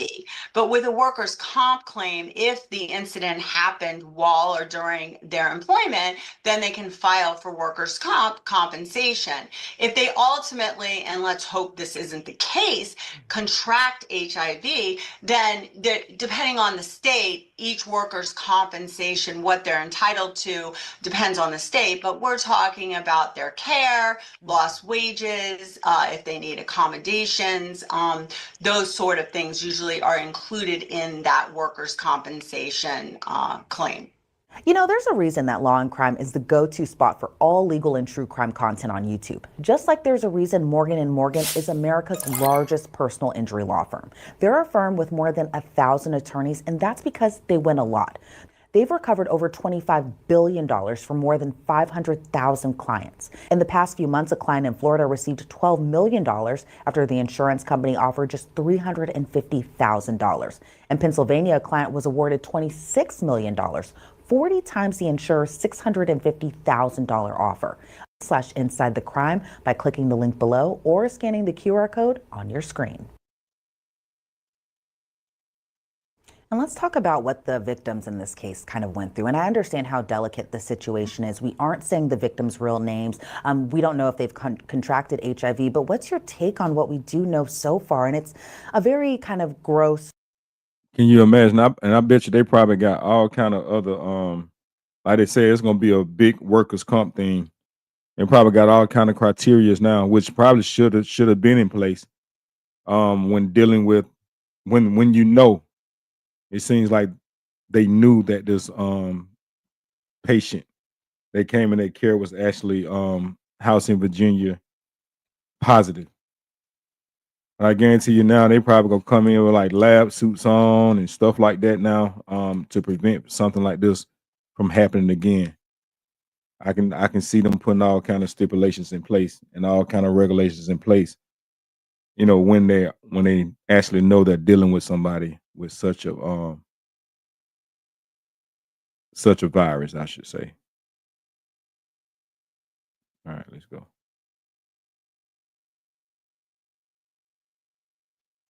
OG say, why I ask says, I have been saying people have been acting very mental and emotional, flip out, everybody's stressed, or is it something in the air just watching everything around you? OG, that's a good one, fam. And I think you said the last time I was live and you was in here, you spoke on mental health. And I think you own to something there. I think that also though, the thing about it is that especially with the community now, like we're so quick to put everything on mental health.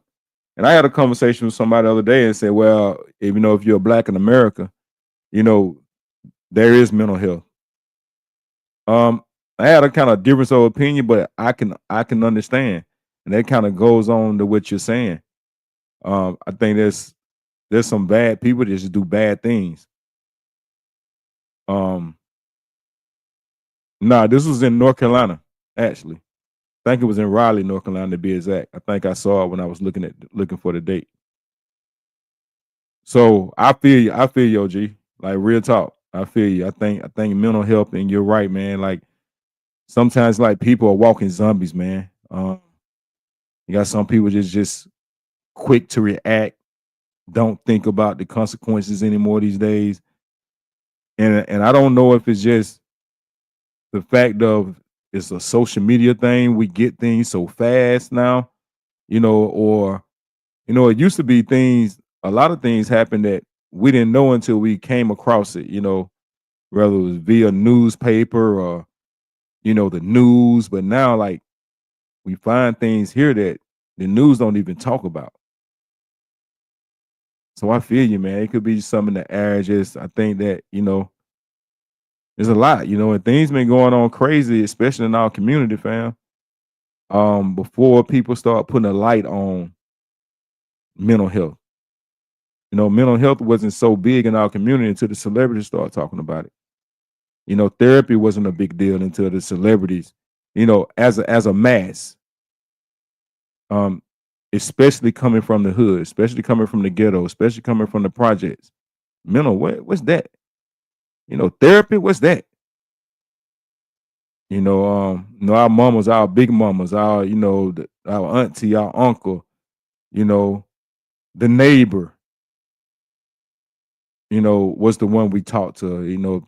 Therapy wasn't a big thing. So, yeah, thank you for pointing that out, fam. I really agree with that as well, too. I don't have a rebuttal. Story in a sense that we don't see something like this happen every so often, but the fact that you rip an IV out allegedly and blood goes into these hospital workers' eyes, it caused them irritation. Again, we don't know if they've contracted HIV, but I can only imagine how scary that situation was. And then for the suspect not to be arrested until months later, I can't even imagine what the victims are going through.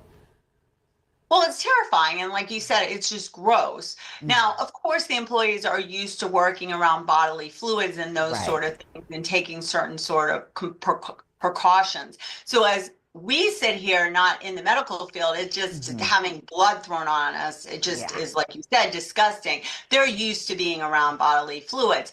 That being said, just the terror stress of not knowing whether you have contracted HIV or contracted some other illness, because we are talking about blood here.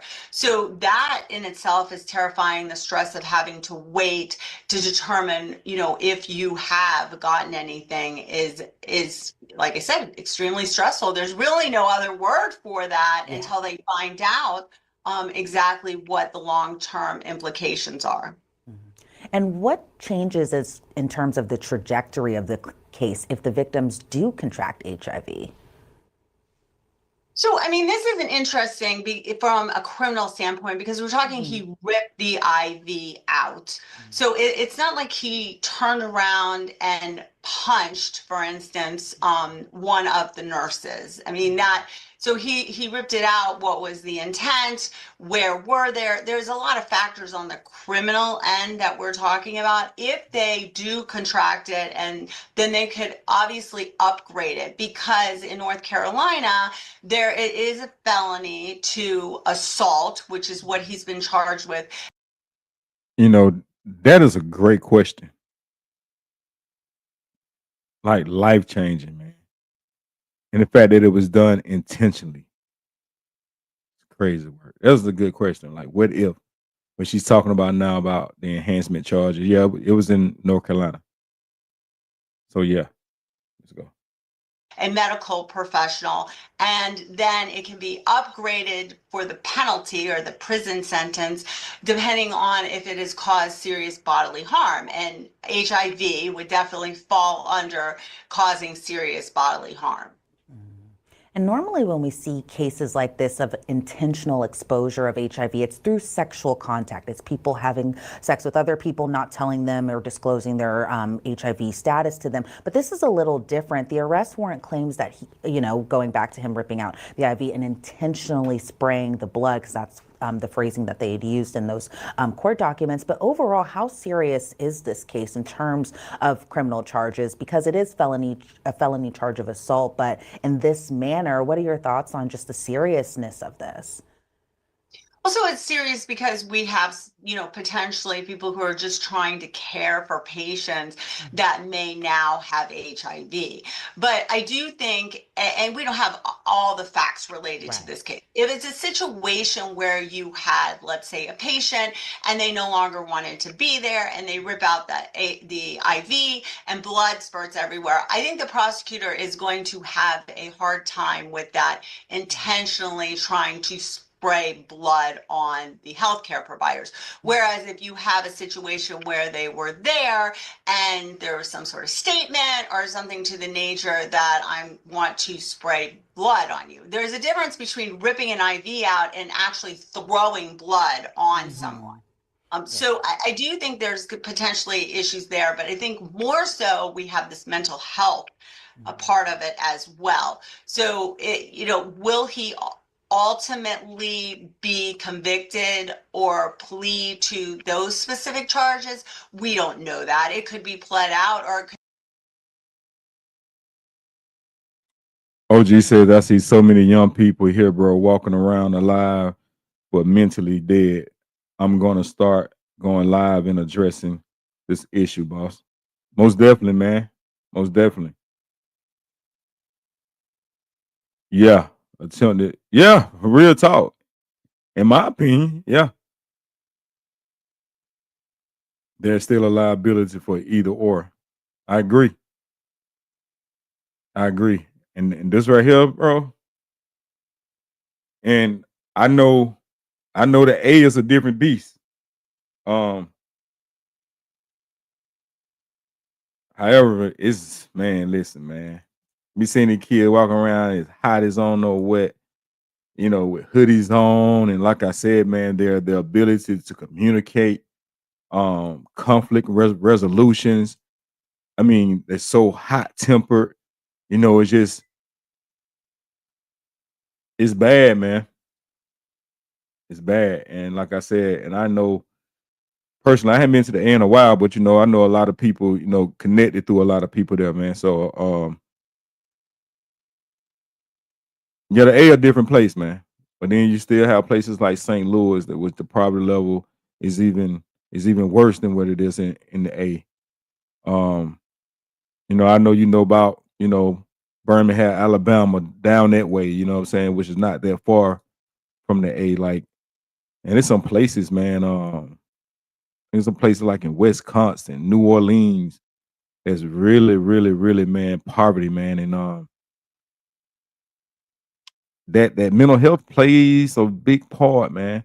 And poverty has a lot to do with it. Lack of resources really has a lot to do with it, man. For real. Sherry said, different times today, I would give up my childhood. I wouldn't give up my childhood for no one. And see, it's in the fact that you said that, and you're right. But guess what? The thing is, and that's just how scary it is, that for an adult, because I feel the same way. An adult would say that, but the kids are going through it.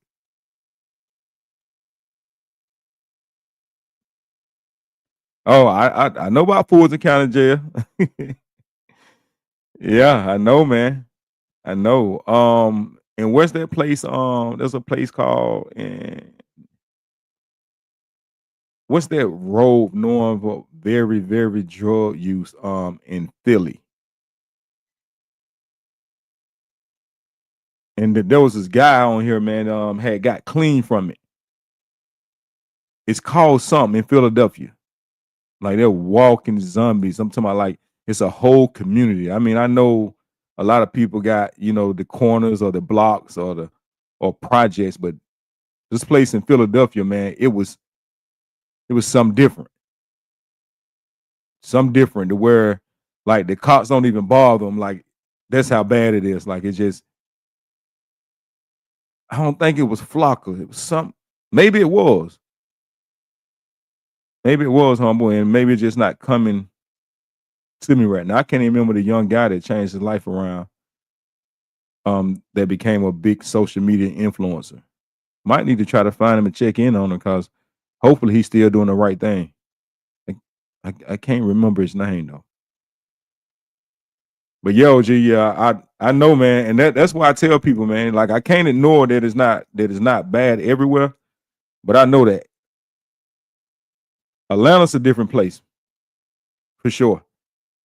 Like I said, and as I cover these stories and as I look into, the crime rate, as a whole, man, there's some places around here that got Atlanta beat, bro, which is sad. Because firsthand what Atlanta is. I know secondhand what it is because I never lived there and used to visit frequently. And know a lot of people from there. So yeah, let's get with it though. Let's go. Could be simply a situation where it's determined that he needs mental health or he's not even capable of standing trial. And who do you think has the biggest hurdle in a case like this, the defense or the prosecution? Because I can see an argument for both, especially for the prosecutors who have to kind of prove beyond a reasonable doubt if we do get to that point in a trial or the case of that, you know, he did intentionally. Because I'm thinking just the whole movement of intentionally ripping out an IV that's attached to your arm. And then I guess that this is how it seems like it's playing out in the arrest warrant, just spraying the blood. But do you think that a jury could see it the same way, that maybe it was a moment of emotional distress? He was going through some type of mental health episode, ripped out the IV in response to that, and then the blood got on the hospital workers. I could see it playing out for both. So I found it. It's called Kingston, down in Philly. I mean, it's almost like a city of their own. You're pulling maybe Kingston Park, but I know it's Kingston. And man,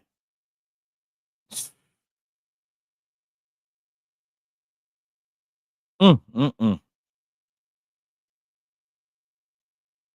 need to put some of this stuff in the schools, man, and see these kids see what drugs do to you.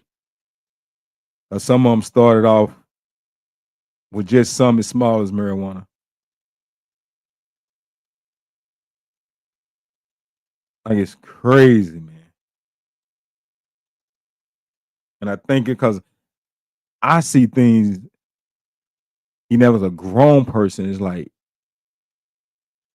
ain't no way I want to look like that. You know what I'm saying?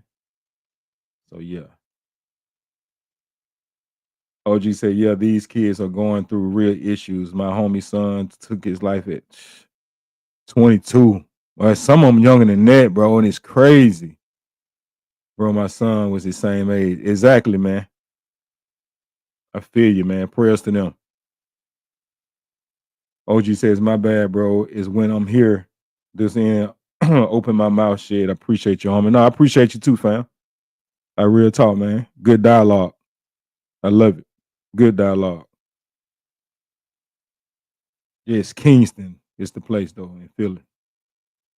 Sides, the prosecution and the defense. But what's your take? Definitely, Elizabeth. I think we don't have the specifics of actually what happened exactly. Because I can see what you're saying, but I also can see a situation where he's like, I want to be out of here. Already, And in a let's go. hospital, unless you're on some sort of mental hold, that there's a court order, you're allowed to leave a hospital. You're allowed to deny and say, I don't want that treatment, or I don't agree with that. You have a right to say, I don't want an IV in my arm anymore. You have a right to say that. So, I mean, we don't know the exact situation. From what's coming out, it appears that he had intentionally ripped it out to get blood on them, but I don't know necessarily if they have enough evidence to support that, or if it's a situation where he was like, I want the IV out of my arm, and if you're not going to take it out right now, I'm going to take it out. He's not a medical professional. So, he could have taken that IV out because he has a right not to say, I don't want an IV anymore, and have that unintentionally spray blood in the room. And there's so much stigma surrounding HIV, but I'm curious, Alexis, whether or not you think that Cameron would still be facing this assault charge if he wasn't allegedly HIV positive. It depends. Once again, I think it really depends on the details, and we don't have those specific details, whether he would be facing assault. Now, you can't go in, even if you've decided you don't want treatment, and like I said, shove a medical professional. That still is assault. So the law doesn't change because you're in a hospital. It doesn't lessen. It's not heightened. You can't act inappropriately or do something that's illegal, and if an outside setting or in the hospital, it's the same thing. So it's in those details. Did he rip that IV out to spray blood on them knowing he had HIV? That's one scenario. Or the other scenario was, I want the IV out, and they're saying, we're not taking the IV out right now, and then he takes it out and inadvertently they're sprayed. really this case is going to come down to those details and being able to prove those specific details. But we also have, the intent issue as to, and somebody that, because it took so long and was ultimately on a psychiatric hold for the delay in the filing of those charges, did he have the intent? I mean, that's a question too. Was he even with it enough to be able to make a decision as to that's what he was doing, intentionally taking that out to spray blood on them and contaminate them with HIV? And why do you think Let's that go. the charges and arrest didn't come until Let's months go, later? From what we do know, it was because that Cameron was allegedly on this psychiatric hold in the hospital. But we've seen cases, I felt like before, of people who have been in a hospital setting who have been placed under arrest. Why do you think it wasn't the same in this case? Well, when you have a hospital situation, there's a HIPAA that's involved with those. So sometimes there's a delay in charges or it delays an investigation because of that. I think in this situation, based on what we now know, he was on that psychiatric hold. So now they have to make a determination, was this inadvertent? Was this criminal? How did this happen? And that's why I'm saying the attention is in those details, and we don't have the whole entire investigation file, so we don't know those. But at some point, the police made a determination, apparently, that this was an intentional thing that he did for that purpose. And do you see a grand jury indicting him on these charges? Well, he has been charged. He's been charged with the assault on a medical professional in North Carolina. That's up to 2 years. However, if it's severe bodily injury, then that can go up with regard to the prison, the prison sentence. He was charged with 2 counts of it. And say, I'm going to just throw it out there, Alexis, say he is your client. What route are you going with if he is your client?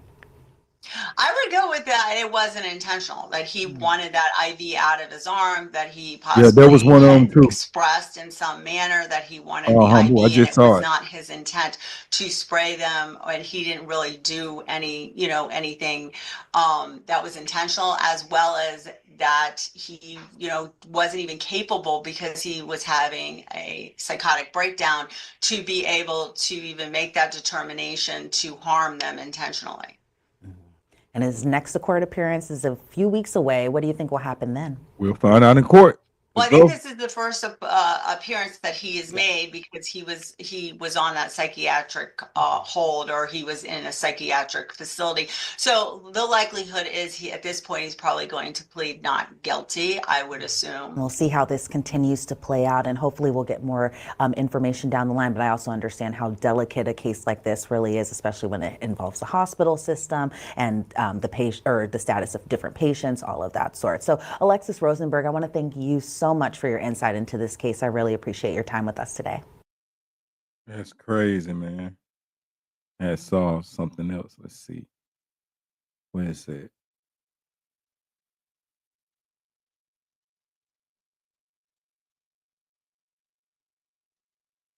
Where is it?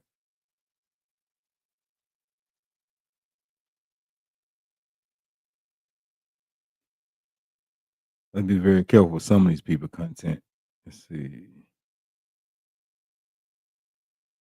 I saw something else.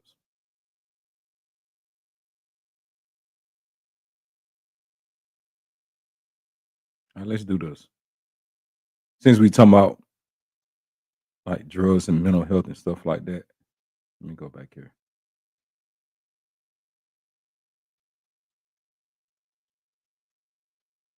OG said this dude, excuse me, I believe he's angry that he was given this illness and he wanted to hurt whoever he can. That's a good analysis. Excuse me, y'all. And I most definitely can agree with that as well. Most definitely can agree with that as well. And unfortunately, there's a lot of people that that contracted, such things, even less than that, are mad because they have it. And hopefully this wasn't the situation, but it very well could have been. It very well could have been. I like that too. Most definitely. All right, let's see. Let me show y'all something.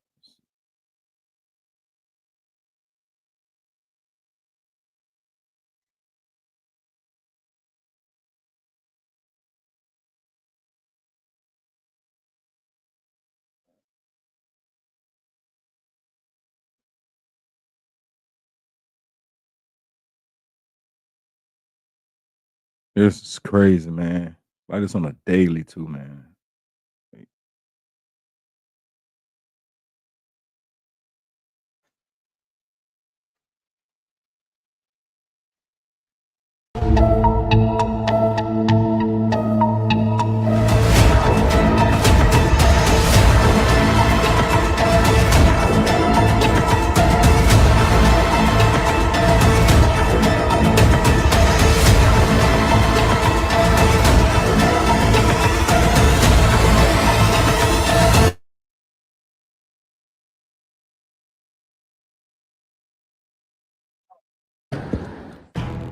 Philadelphia, once the heart of the American dream, has now become a city of the walking dead.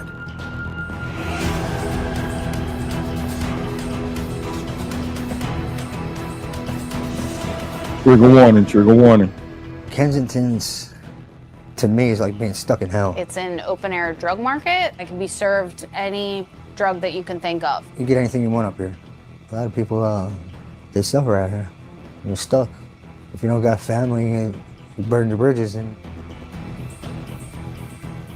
These are the lost souls, trapped in a cycle of homelessness and fentanyl addiction, wandering the streets like zombies. We never imagined this nightmare could unfold in a country built on the hopes and dreams of millions. What was once a beacon of freedom and opportunity is now overwhelmed by the harsh realities of broken policies and deepening inequality. This city, once the birthplace of liberty, has become a battleground for survival, where the American dream seems more distant than ever. This documentary will uncover the harsh truths behind Philadelphia's crisis, exposing the systemic failures and human toll of a city struggling to survive beneath the weight of its own inequalities.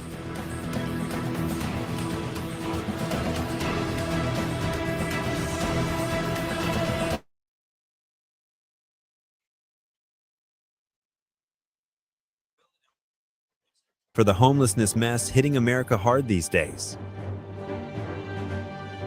Picture this, the city's homeless population topped 5,191 inches, the 2024 point in time count, up 10%. Look at that, man.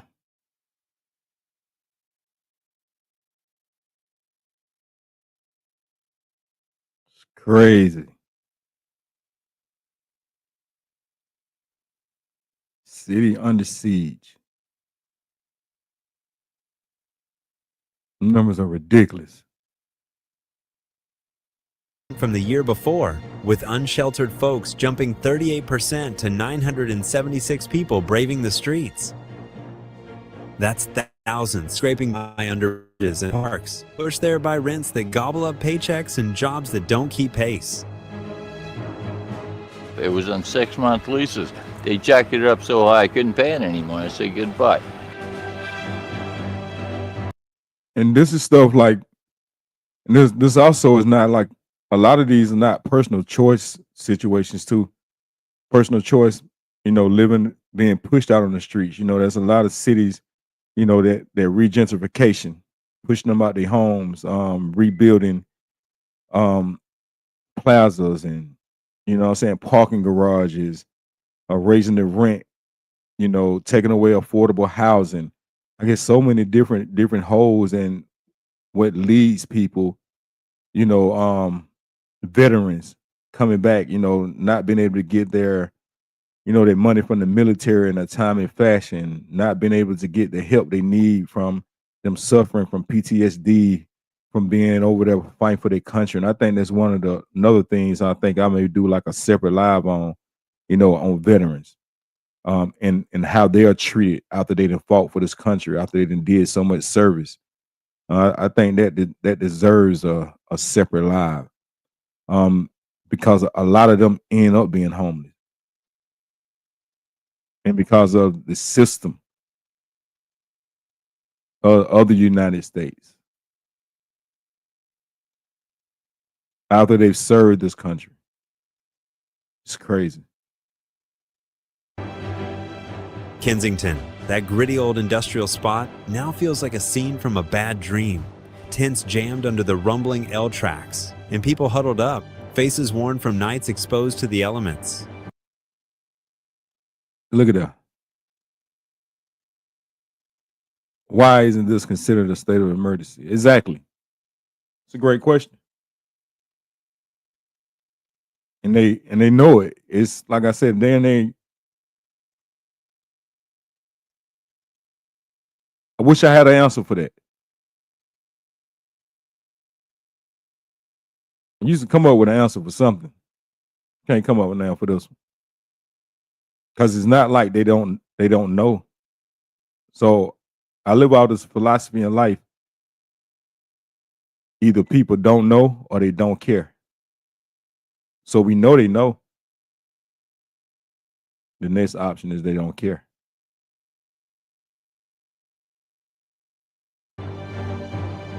Politicians are pushing a punitive response that will only make homelessness worse. We need to get these people off the streets so they can start healing after years of trauma of living outside. I'll say, yeah, it's like these companies are The Office of Homeless Services says over 14,000 unique folks hit up emergency shelters in fiscal 2023. But that's scratching the surface. Plenty more vanish into abandoned spots or hunker down by the Schuylkill River. Out of sight, but not out of the fight.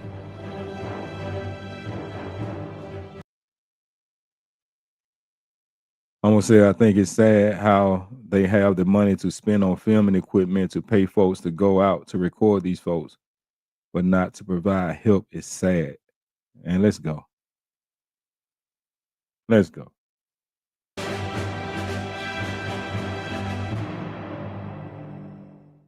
What would you do if that was your block?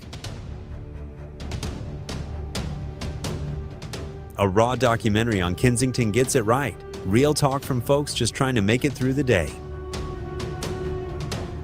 It's no shock show. It calls out how federal vouchers, slashes, and zoning blocks on cheap builds keep folks stuck.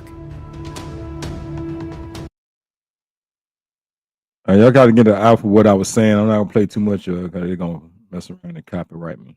It's not a I don't know how friendly they are. And keep pausing and keep putting my thing up, but I ain't gonna play with it too much.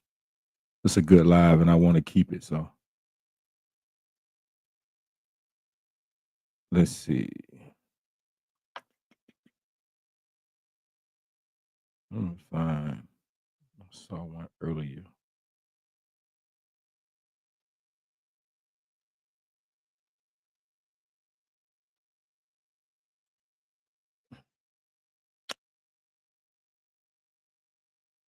Let's come out here, Christopher. Sometimes some of these cases you got to take a deep breath, and just by reading the title, not the worst title I've seen, but it's one that I don't know if you heard me. Like I had to take a breath in it. The title for this is Dad was watching porn while daughter roasted to death in a hot car.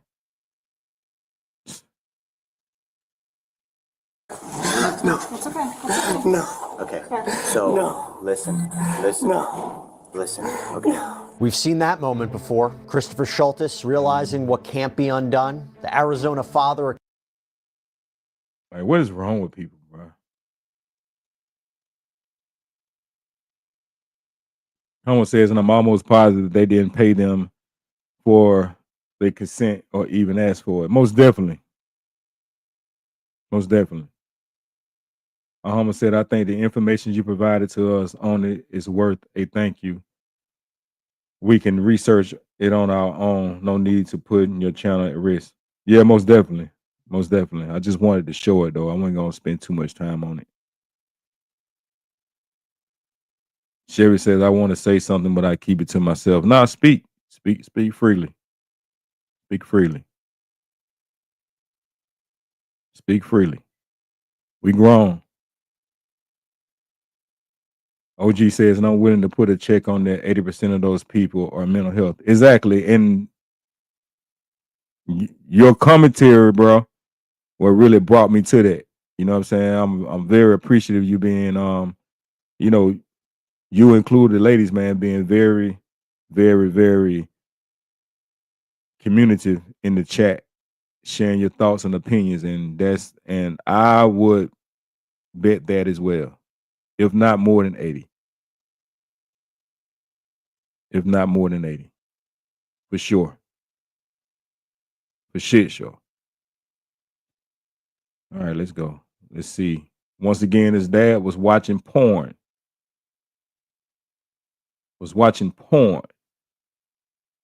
While daughter roasted to death in a hot car.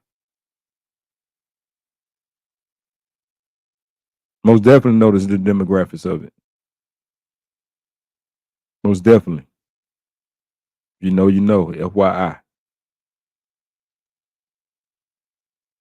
Accused of leaving his 2-year-old daughter Parker in a hot car on a 109-degree day, leading to her tragic death. This is a story that has unfortunately become all too familiar. But what investigators say Schultes was doing while Parker was trapped inside, that is what makes this case so hard to comprehend. And now a judge has ruled whether the jury will ever hear that. And we're going to break it down with an Arizona attorney. Welcome to Sidebar, presented by Law and Crime. I'm Jesse Weber.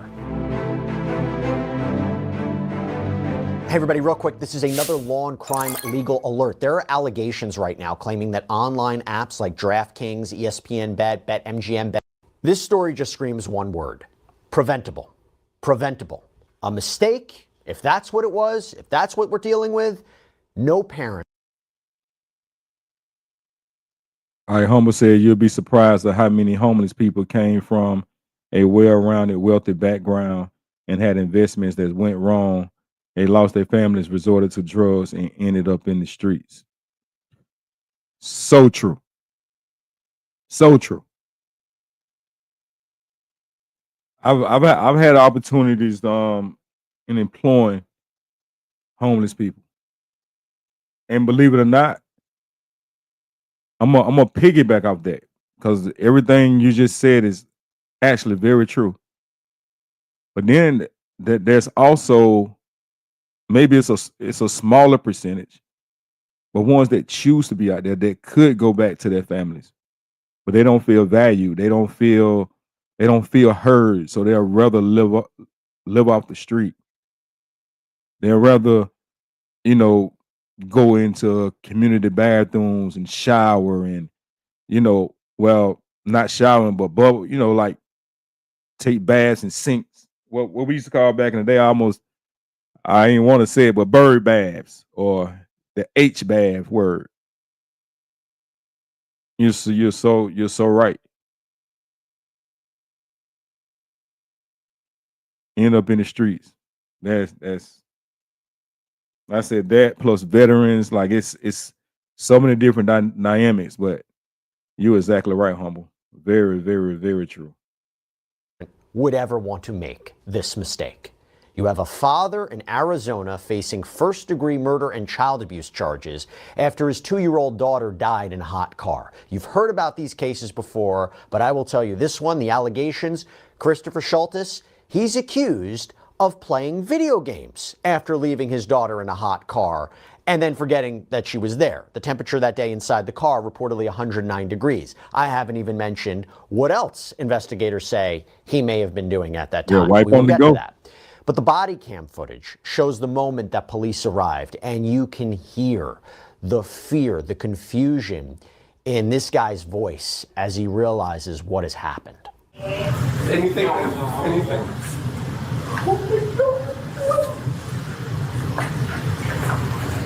She's dead. Like, I need to be with her right now. Oh my God, my nose! No! Now, to be clear, it's not as if investigators and authorities and prosecutors are saying he intended for this to happen. But clearly, they are saying he's criminally responsible. And here's the twist. This apparently isn't the first time investigators say Schultes left a child unattended in a car. And we're going to get to that too. But right now, as Schultes... I'm very interested in, like, how do you leave your child in the car while you play video games? And they're saying he was watching porn. Like, I really want to hear this one. And all that hooping and hollering you doing. Like, I'm telling you, and I say this a lot, man. I care more about my dog's well-being than some of these people care about their kids, man. And human being kids. There's certain things and certain places I want to go, certain things I want to do that I have to tell people, now I can't do that. I can't be gone for more than 2 days at a time because I don't have nobody to watch my dogs.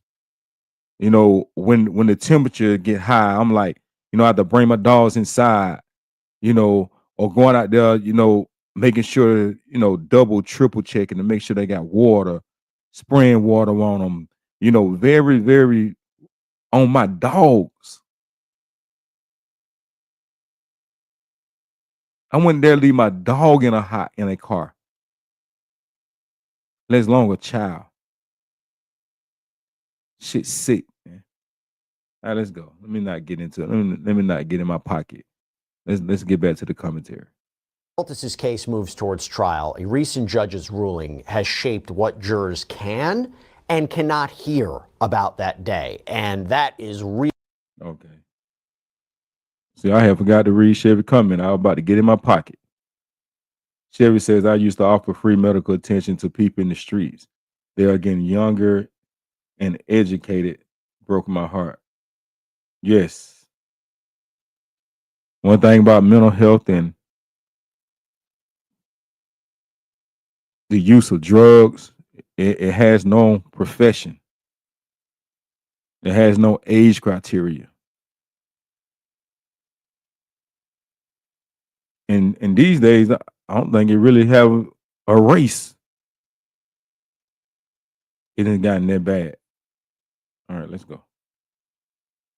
Really, really important. That's what we're going to talk about, because just wait until we get to what investigators believe Schultes was allegedly doing while his child was trapped in that hot car, and whether the jury will ever hear about it. We'll talk about it. But first, let me lay out exactly what this case is about from start to finish so you can really understand what we're dealing with. On July 9th, 2024, Christopher Schultes, a father of 3 out in Arizona, returned home from running errands with his 2-year-old daughter, Parker, strapped into her car seat in the back of the family car.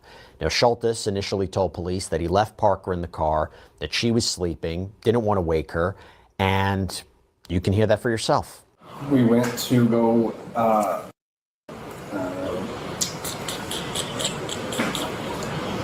we did something. We just came home. My daughters were at Elevate with my friend next door.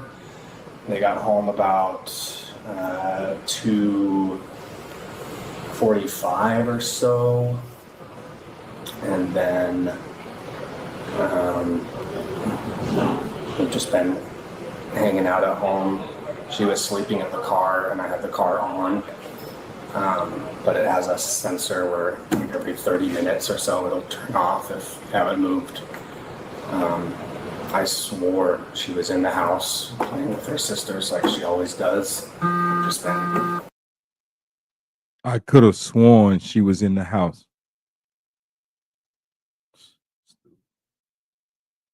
Let me cut the closed caption on. If I don't hear it, I need to be able to read it. Let's go. Right now, I haven't been doing anything else really on the house. And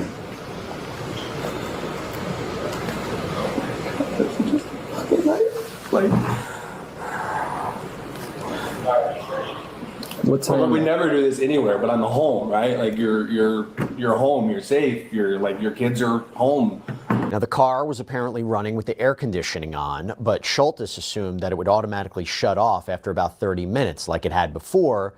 The problem was he allegedly never went back to get Parker, and police say she remained inside of that car, 109 degrees, right, over 3 hours.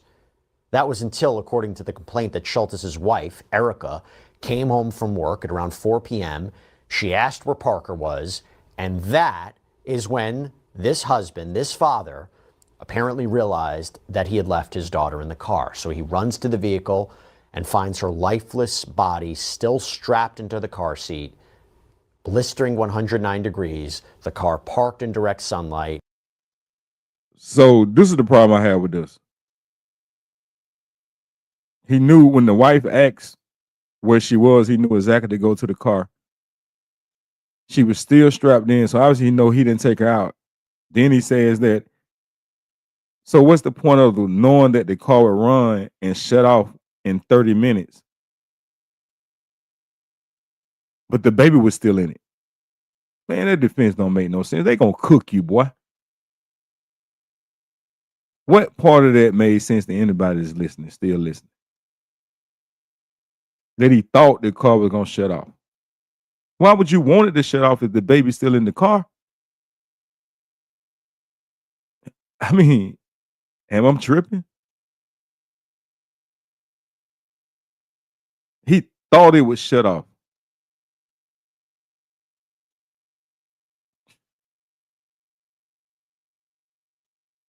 Exactly, Chevy. None.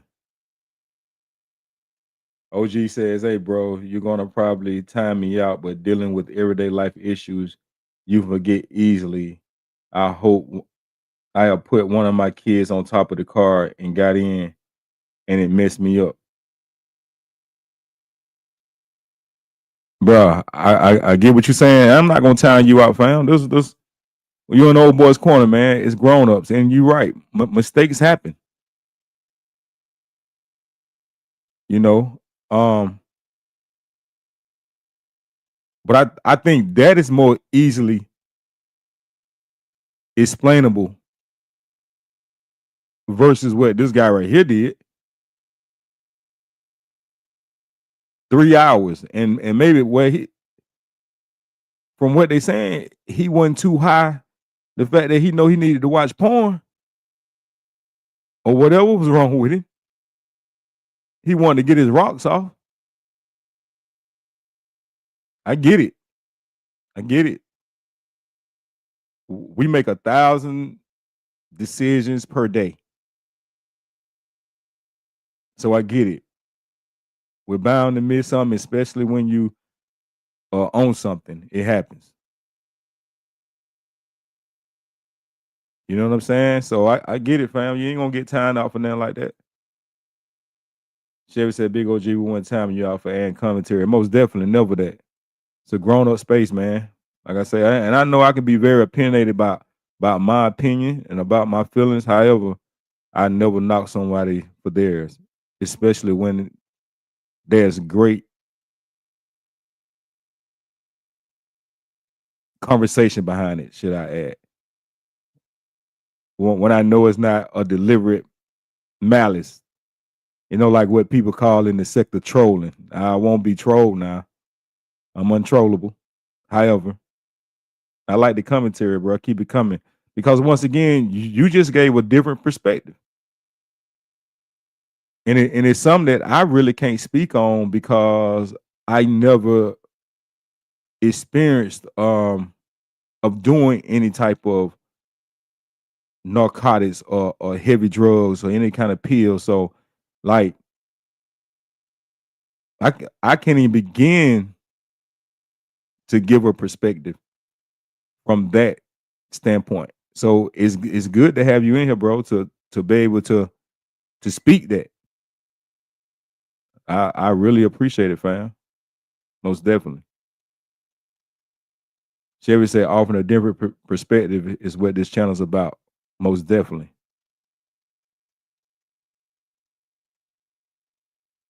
Chevy said, I'm gonna troll your boy. Yeah, you always trolling me. OG said, I already know, bro. I'm fam over here. You most definitely fam over here. You fam no matter where I see you at, big dog. Better believe it. But keep it coming, man. I like the commentary. But like I said, it's certain things that I'm just not able to relate to. And I get it, moving fast. I just don't know if this situation went on. But once again, it could have been out his mind. But let's go. Let's see how it goes. The driver's side window facing west. Nearby security footage backed this up, showing Schultes' car arriving at 12:53 p.m. just after his other two children got home. He's seen walking to the front door alone, apparently. No sign that he checked on Parker during the next 3 hours. That's based on the reporting. And his wife's car apparently arrives at 4:08 p.m. and then the 911 call follows 8 minutes later. By the way, here's a snippet from that call. Thank you. And what are you reporting? She was in the car sleeping. She's unresponsive. Okay. And who is she? Please. Who My is she? daughter. My daughter. Please. And this was out in the driveway? Yes. Is she still breathing? No, she's not breathing right now. Okay, we need to start CPR right now. Yes, we are. We're starting CPR, yes. Oh, my God. Okay, is she breathing yet? How long has it been? Half hour. It was, but it turned off. I've been checking. My God. Okay, is she breathing yet? Is she breathing? No. So Schultes told police that he left Parker in the car while he put away groceries, thinking that she would remain asleep. But the text messages, and this is key, the text messages between him and his wife, this led investigators to believe that this maybe wasn't a one-time oversight, okay? Because according to the complaint, text messages between Schultes and his wife as Parker was being rushed to the hospital, they show a lot. They apparently read, quote, his wife saying, Erica, I told you to stop leaving them in the car. How many times have I told you? With Schultes apparently responding, babe, I'm sorry. His wife saying, we've lost her. She was perfect. Schultes replying, babe, our family, how could I do this? I killed our baby. This can't be real. Now I got to talk about this. Forensic interviews with his other kids, they have provided even more insight into past allegations. And we will get. All right, we're about to get into it. It's about to get interesting. Humble says, I be the annoying cousin over here that works too much and be waiting on a good live to get me through my shift. Yeah. For real. Understatement, Humble. Understatement. But I appreciate you. You're very consistent, and I greatly appreciate it. For real. OG says, yeah, I'm different. I was born feet first. I don't supposed to be here, my G. Let's go. But guess what? God didn't make no mistakes with you having you here, G. Real talk. Shout out to him for sparing you. Let's go. We all have a testimony. And you know what? I rock with it. Don't be loving with Humble talking about shit. But what is wrong with y'all? Don't y'all start that tonight. We on content. Don't y'all start.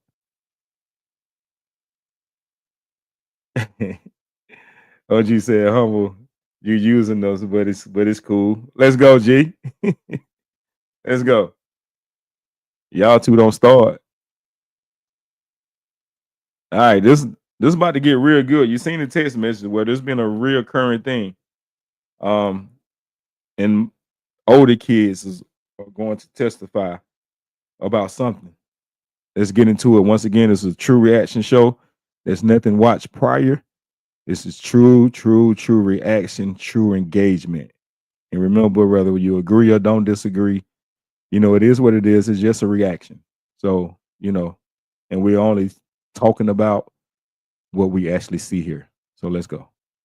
Back to that and whether or not it will play a role in this case. But the body cam footage from the scene, this shows the absolute devastation in real time. Just to let you know, I don't want to feel like we're intruding, but we're gonna have to stand by with you for a while. All right. Is there a reason why? So any death, we have to treat like a crime scene. I know this is extremely difficult for you. This is a normal process that we have to follow through with. I don't want you to be blindsided by anything, but that's what's going to be going on for right now, okay? So I'm being treated like a murderer? No. I just lost my... Not at all. I know that. And I know this isn't easy for you. That's why I'm trying to be. OG, I don't know about this one, bro. I don't know about this one. What did he mean? How he gonna be treated? Gonna be treated like there's an active investigation. And listen, man, try not to judge. Let's go though. Let's go. Let's go. Be straightforward and honest with you, okay? I don't want to keep any secrets. I don't want to hide anything for you. Someone's going to talk to you about what happened, though. All right?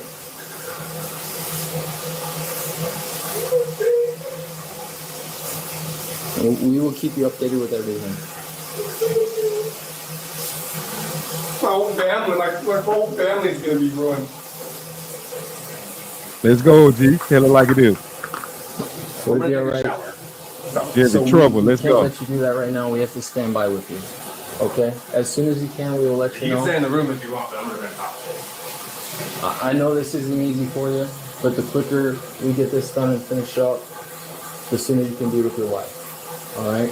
I'm We trying need to stand rinse by off with you. so I can go to the I know, hospital but to be with my wife. we're not going to shout. What do you want to shower?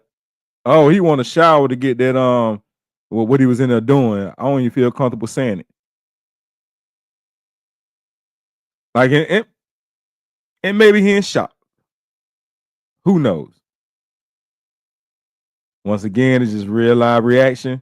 Maybe when I think about it after I review this, maybe I feel different. But right now, I don't know. But let's go. Or anything right now. You need to stand by with us. I don't understand why. Okay? And let me just say, aside from criminal charges, this is a family that's destroyed. Okay, the grief is there. It's palpable. It's understandable. This is a Let's go, tragedy. Kevin. They'll never Let's be the go, same. big girl. But you talk about the medical response. No matter what they tried to do, they couldn't save Parker. Now, she was transported to Banner University Medical Center. She was pronounced dead. Okay, humble. Schultes I hear you. reportedly, by the way, refused to plead guilty to second-degree murder. And now he faces first-degree murder. So he reportedly turned down that deal. I want to talk about that too. And here's the issue. Aside from the fact of the video games, right? Court filings allege that Schultes was distracted playing video games. And by the way, investigators say he was doing something else, which we will talk about. But they also claim he was drinking beer. And this is all while Parker suffered from that heat exposure. Now, Schultes' case is finally approaching trial, so I want to get into the latest in this story, the legal issues, and by the way, this decision from the judge on what the jury can and cannot hear. And I think it's really, really significant. So I want to bring on a criminal defense attorney and former federal and state prosecutor, Kurt Altman. Kurt, thanks so much for coming back here on Sidebar. Appreciate it. It's about to get good. Hey, Jesse, Let's go. thanks for having me. My pleasure.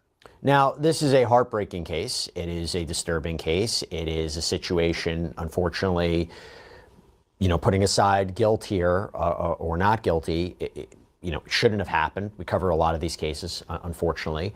From a legal standpoint, let's start here. When you see this distinction between first-degree murder and second-degree murder, You see what I'm or saying, OG? manslaughter in Yeah, Arizona, he's supposed to be particularly when you're crashing dealing with a the hot car house. death, what should we be thinking about? Bruh. Well, I mean, Worried really, about it a comes shower, down yeah. You know to what I'm what saying? the prosecution has to prove and the ultimate penalty. This is first-degree murder because it's a felony murder charge, meaning they're alleging that child abuse was committed, and during that child abuse, by leaving the child in the car, the child died. That makes it, under Arizona law, first-degree murder, and that's what the prosecution is alleging, as opposed to second-degree murder, which. And I'm gonna tell you something. Arizona heat is different. My best friend, her boyfriend was down there doing work on a job site, and she's Puerto Rican and black, so she's real light though, very, very light. Working out on the job site, man, she came back so dark, and they was telling me that the sun is so hot, like almost everything down there, you have to pull your car up into like a under something because it's so hot, like the sun will actually melt your dashboard. And I didn't even know this was in Arizona. And I'm like, what, is that hot? And so yeah, it'll actually melt your dashboard. I ain't never seen nothing like it. And guess what? Ever since I was told that, I don't never want to go to Arizona. Sorry, not sorry. But I heard that heat is totally, totally different. Humble said he looked hideous. Most definitely. OG said, "Oh my God, no Humble, that name fooled me, huh?" Hey, don't let them troll you, bro. They trouble when they together. Humble said, "Shoot, yeah, the heat index alone is off the chain." I heard it's terrible there, man. Let's go. They would have to show some sort of intent. And in this case, it would be some sort of reckless indifference under the law. That's the standard under the law to show that. But here, if they prove child abuse, it's first-degree murder. But it's not necessarily saying he wanted his daughter dead. It's that he was incredibly careless and reckless and disregarded the clear inherent danger of leaving a child in the car. Humble says, never judge a I book mean, by its essentially, cover, not only OG. is it his fault, Or but in he's this criminally case, responsible. by But it's not name. saying that he planned this and premeditated on this and wanted his daughter dead, right? That's exactly right. It's not the first-degree murder that we see in movies where someone plans a murder, goes out, Yeah, I heard they hires a sleep on the roof. Yeah, hitman, it's or crazy sits that I heard. up, behind the bushes and waits for someone. This is a death that resulted during a very, very reckless and careless conduct taking care of that child. Because the child died from that reckless and careless conduct, that makes it first-degree murder. So it's different in that way. Right. But the penalty is a first-degree murder penalty. Life in prison. Right. Okay, so here's where things stand, and I want to get your perspective on this. And this new development, some would say, pretty shocking.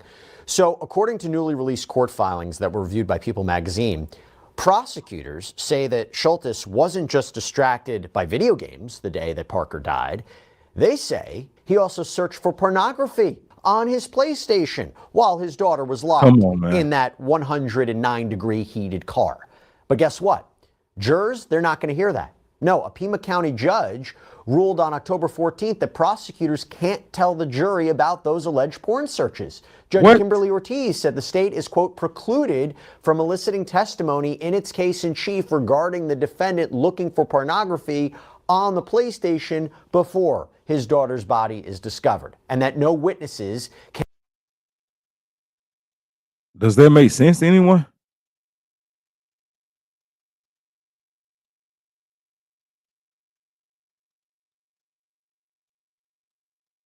That the jury would not be allowed to hear from the prosecution and or witnesses. Tell me why it does, Chevy.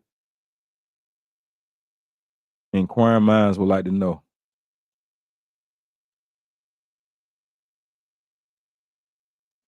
Let me know why, because I don't understand that one. But let's go. And mention an alleged 2-minute search for pornography on the PlayStation that happened on July 9th, 2024. Kurt, why? Why is this not being allowed? Yeah, I'm confused. Okay. It's so prejudicial. That's the layman's terms, right? It's going to be, if that evidence came out, it would be so bad for the defendant that the court's saying the jury won't pay attention to anything. All right, but before he say anything, let me read your comment.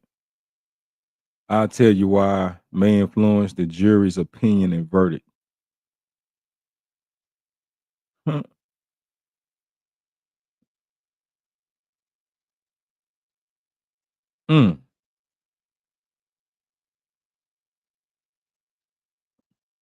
Guess looking at it from that point of view, boy, I tell you, boy, the court system can be crazy sometimes. OG said, yeah, Humble, I definitely want to feel that book weight and see that soft back, then make a good review. What the world? OG didn't got that right.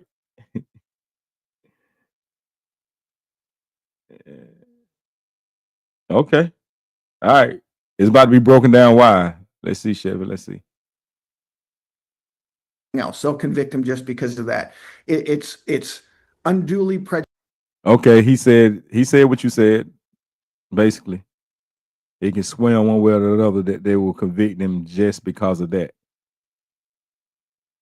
So, what you're doing in the process of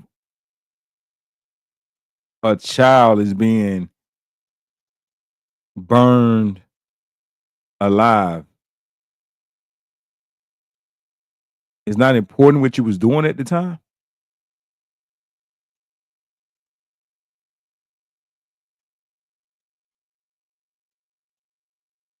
I get it too. I get it too. Almost says you make a great point, Chevy. I rock with you on that one for sure. All right, let's go.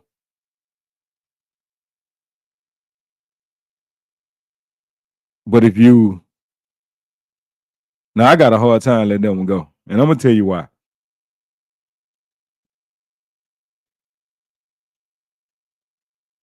If I'm somewhere allegedly doing a drug deal, and I end up having to take somebody out, they're gonna make sure they put in there that I was there doing a drug deal. I think the difference of this is, or if I'm trying to allegedly take somebody's car and I end up hurting them in the process, they're gonna say that they're gonna make sure they put in there that I was trying to carjack that person.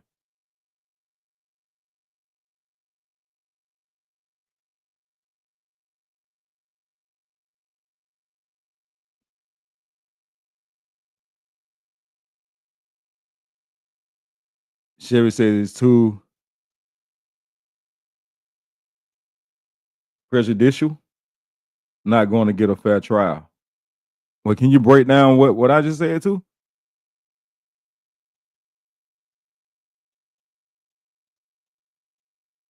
Honestly, I guarantee you this guy got a very, very, very good attorney.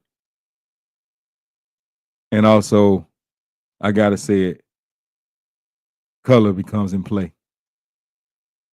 And a great attorney. Cause it's clever to get that thrown out.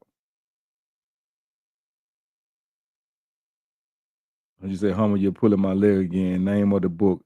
I really don't like to read, but if you know it, okay. Let's go.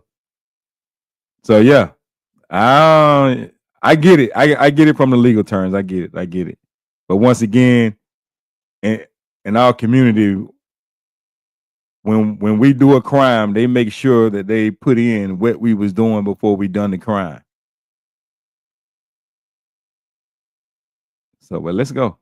We ain't gonna hang up on it. Let's go.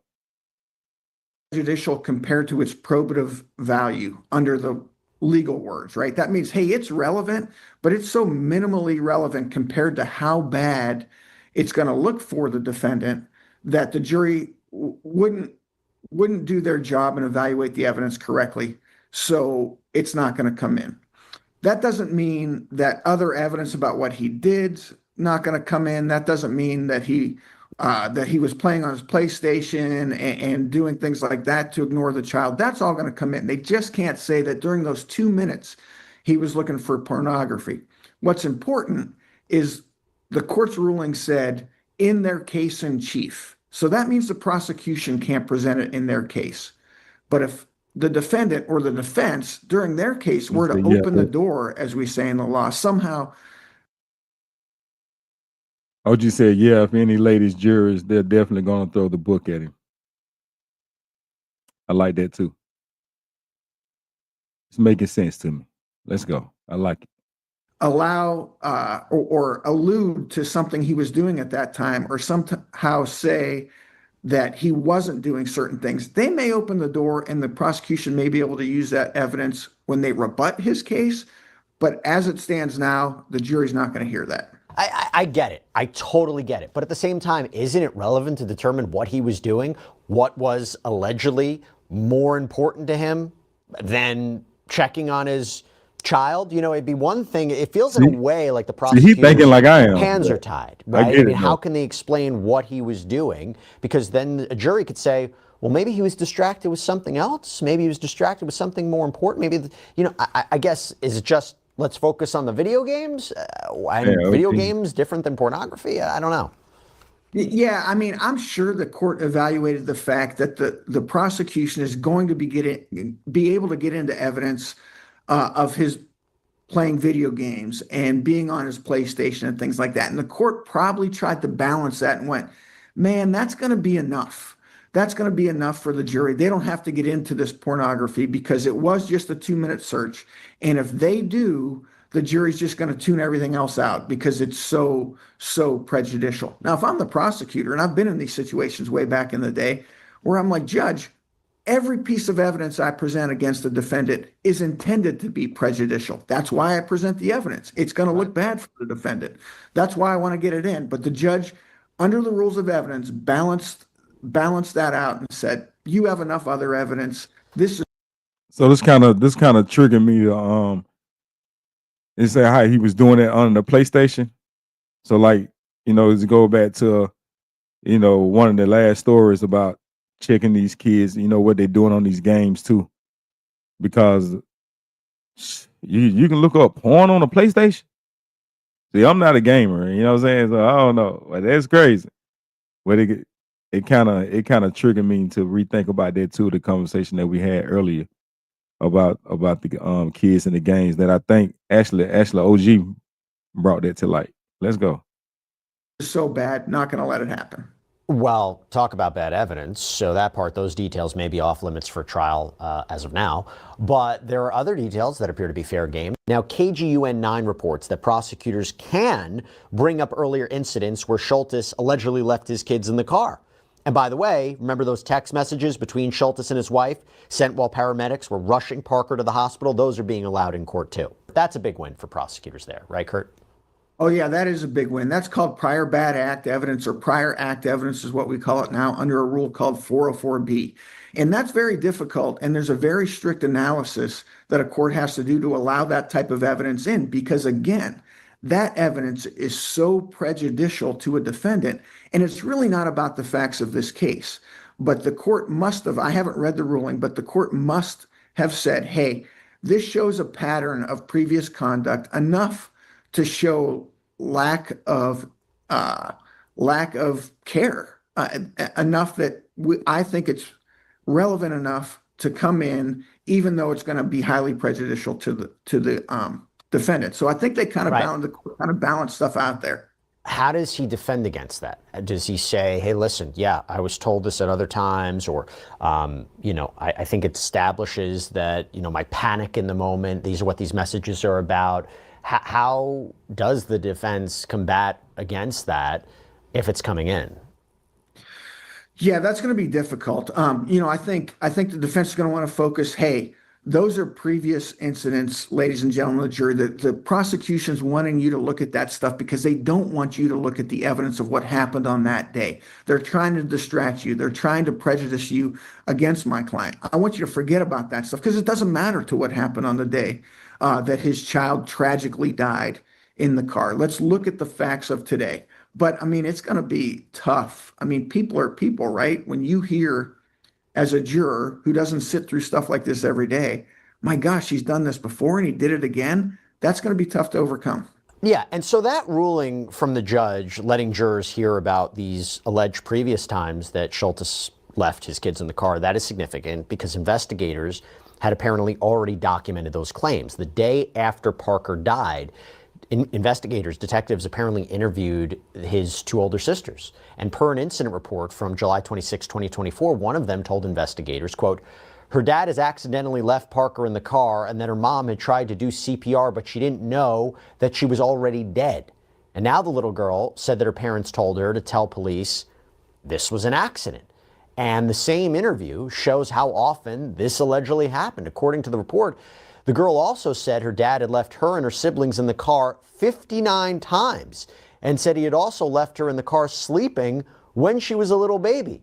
And maybe the most shocking is when she said this, quote, usually her mom will get mad at her dad when he does something he's not supposed to do, like drink too much beer. He still drinks too much beer. And he keeps leaving us in the car when my mom told him stop doing that. That's Well, you think them kids won't tell on you wrong? For real. OG says true word though. A man looking at porn most of the time has an addiction problem. And when a man don't get his rocks off, he would do some dumb shit, I can admit. Yeah, I can see that. Don't make it right, but yeah, I can see it. He got to pay for that shit. So I hope it was worth it.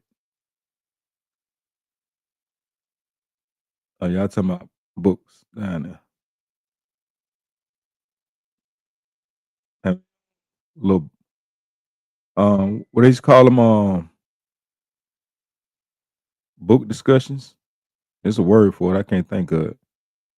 All right, let's go. Well, yeah, them kids to tell on you, man. Them kids nigga gave a perfect witness statement. Their mom be telling him to stop. He drank too much beer. And he keep leaving us in the car when my mom told him to stop doing that. That's how he made my baby sister. Oh, man. How he made my baby sister die. Now, Kurt, bunch of questions here. Are these children going to testify?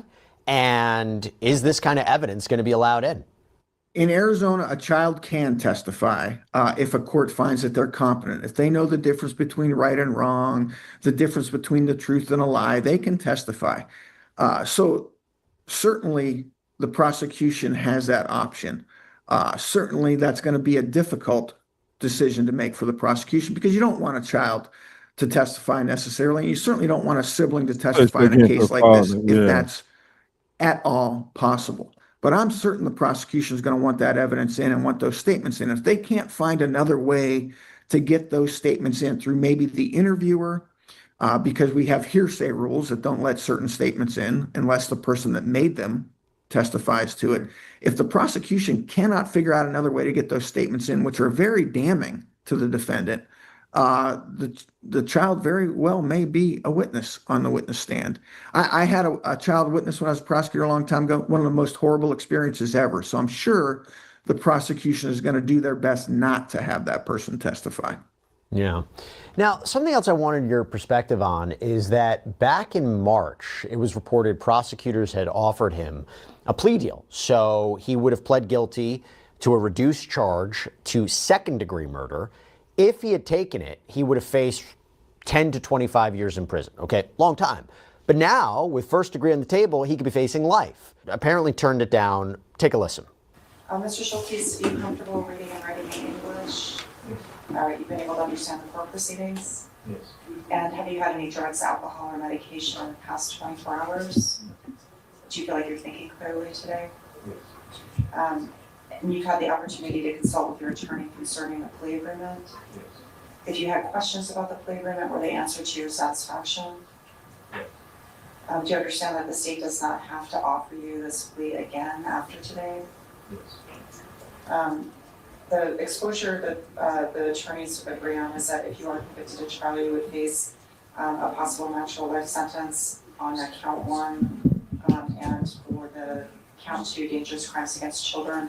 The sentencing range would be between 10 and 24 years. The presumptive sentence is 17 years. Both of those would be flat time sentences. Do you have any questions about that exposure at trial if you did go to trial and if you were convicted? Yes. Okay, the plea offer that has been extended to you is a second-degree murder, which would be an amended count 1. The sentencing range exposure is 10 to 25 years. What is the presumptive, Mr. Travis? I'm sorry. 16. The presumptive is 16 years. That would also be a flat time sentence. Do you understand that that is a plea offer? Okay, and that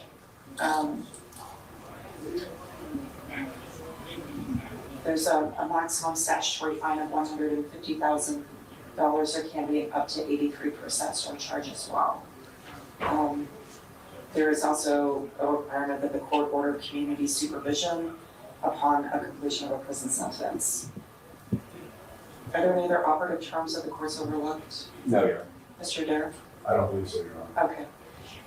Mr. Schultes, are you being threatened in any way to reject the plea agreement? Has anybody promised you anything outside of this courtroom or the plea agreement to compel you or help force you to reject the plea agreement? Or this is your decision? Okay. And understanding the consequences and risks of going to trial, do you want to reject the state's plea offer to second-degree murder? Right, the court does find that Mr. Schultz is knowingly Most definitely, voluntarily, OG. intelligently Most definitely. rejecting the plea agreement. Kurt, Gotta how keep common running is some that shit. for defendants to reject a plea like that in a case this serious where there might be really, really bad evidence and limited defense? Does this make sense to you? Is it common? Well, I mean, every defendant's a little bit different. This is somebody that I don't believe really has any significant criminal history. So they're not professional criminals, so to speak. And he probably heard 10 to 25 years, and that's likely flat time in this situation, meaning day for day. You're not going to do 85%. If you get 10 years, you're going to do 10 years. And probably said something along the lines, because I've had clients say this. I mean, what's the difference between 15 years and life? Which is kind of their mindset sometimes. Well, the difference between 15 years and life depends how long you live, right? So it's not uncommon to see something like this. Maybe the defense thinks that they can beat the first degree murder, that this was such a tragic accident that no jury's going to convict him of first degree murder when they know the serious ramifications. Now, one good question to this, and well, you see prosecutors do a lot. You think that did they overcharge? And maybe that's what his team is telling them, like, this was an accident. I don't think that a jury would think that you intentionally done this. So maybe this is angle. Of that. So they're banking on that. But man, it is risky. It is risky. Get out in 10 to 15, 20 years or spend the rest of your life in prison when the evidence seems to be piling up against them. Yeah, right now he remains behind bars awaiting trial. Jury selection set to begin later this month. If he's convicted, could face life in prison. Do you think this will come down to him taking the stand and explaining what happened? I think he has to testify. I had to think about that for a minute. But, you know, most of the time as a defense lawyer, you never want your client to testify. It's not helpful, generally very bad to do. But in a case like this, I think the jury's going to want to hear from him. I think the defense is going to believe the jury has to hear from him, explain what his conduct was, maybe explain about those other incidents, explain how he learned and why this one's different and why it's not first degree murder. I think the defense is going to want him to try to build some sort of rapport with that jury so they don't convict him of first degree murder. I don't see him getting acquitted across the line on all charges in this. I just don't see a jury doing that. But I can see a jury going, man, this wasn't murder. This was the dumbest thing I've ever seen, but not murder. So we'll see. I think he's going to testify. Kurt Altman, thanks for taking the time.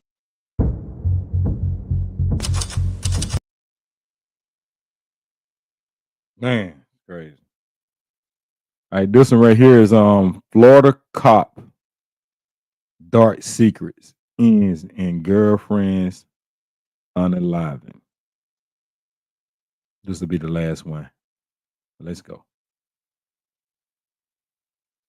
Let me check though. Y'all still to my books in here?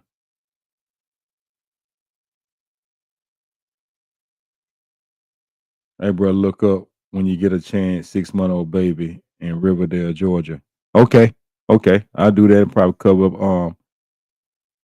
cover it on the next live. He most definitely like a weirdo. I started getting into thrillers books I can relate to. That's what's up. He most definitely like an old weirdo. I'm gonna definitely check that out. Matter of fact, let me go ahead and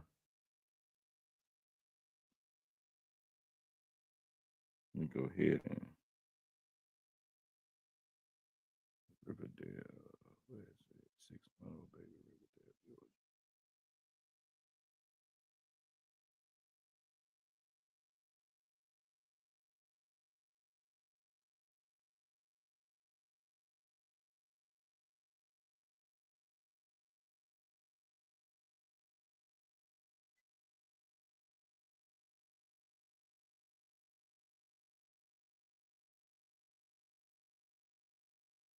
Man, that's a crazy one. Yeah, I'm most definitely gonna put that in the archives. Most definitely. Can we do a pop the balloon? Well, I can't do it on this live stream. I'm most definitely can end this live stream, and and we can do a pop the balloon. I don't want to mix the content. So yeah, yeah, it is pretty bad, ain't it? Yeah, it's dark, and you know you do so much of it, man. Really can touch your soul. You know what I'm saying?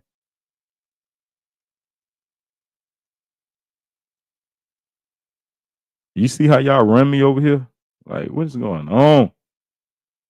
What's going on? Let's see. All right.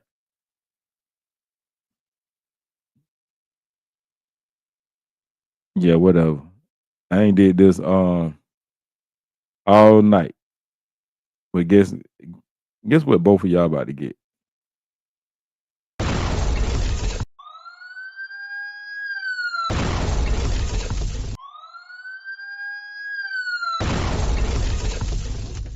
Know what y'all about to get right there. Please, oh boy, we can do a pop the balloon at me and Chevy request. Hey, Miss Kim, how you doing? Good to see you. I pray all is well. And y'all play too much, man. All right, I'll be back. We're gonna end this stream once again. Thank everybody for coming through. The ones that did it, hit that like button. The support is for free, man. Hit the like button. It was some real good engagement here in this live, and I really appreciate it. Different perspectives. And I think we all learned something. Law-wise, moral-wise. You know, and it's something that we really need to pay attention to, man. These kids are really under not only adults, but the kids are also under a spiritual attack, a physical attack, or a mental attack. You know, let's pay attention to these kids. Let's pay attention to them the best way we can. I know we all get busy, with with our work days. Some dealing with addiction themselves, and it's kind of hard. Just like OG pointed out, you never know what a person is going through. That creates that pillar in between of what's right and what's wrong, in real time. And whether we may like it or not, it's a real thing. And I appreciate you, Big Dog, for like really putting that perspective out there, because I wouldn't have saw it that way.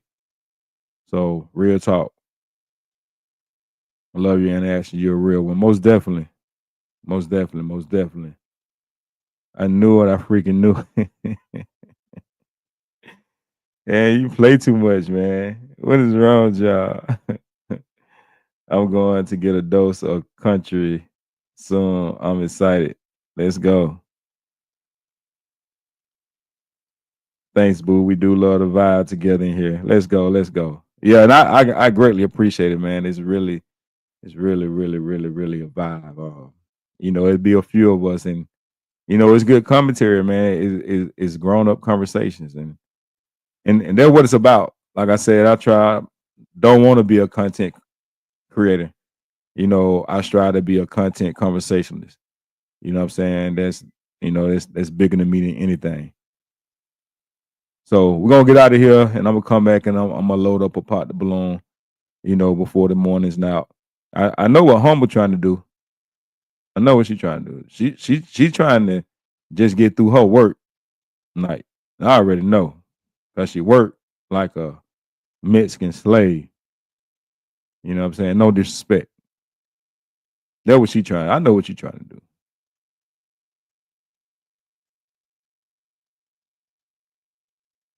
Yes, for real, protect these babies. For real. For real. All right, I'm going to end this one, man, and I'll be back. And you know I got to end it. Let's go. From here, I want to look like I'm from here, so I need everybody that's from here. What's y'all names so I can say y'all names and shit? I didn't do that lame ass shit. 10 o'clock, I'm clocking out. I didn't do that, fam. Yeah. That's for real. I didn't do that. That shit was just listen. Nigga had some smoke in the hood, whoop-de-whoop, because a couple niggas was hating. It wasn't that I didn't get this on. It wasn't that I was banned. I did not want to come back. Last time I came on the block, I told this nigga here. I said, fam. I asked him this question. I said, you smart. You should know this. I done made it to here, right here. My name is here. Yeah. All the gangster shit I did, you already know about. I said, if I was to come out here trying to prove myself, and I said, they whack me, I said, I lose both ways. I told the nigga, I said, they whack me, I lost. Everybody get praised. Yeah, they whacked that nigga. Because, yeah, he was fake. But watch this, watch the flip side. I come out here and I whack them and get away with it. Oh, he had the call law. Yeah. He just whacked them there. He back on shows. He Yeah.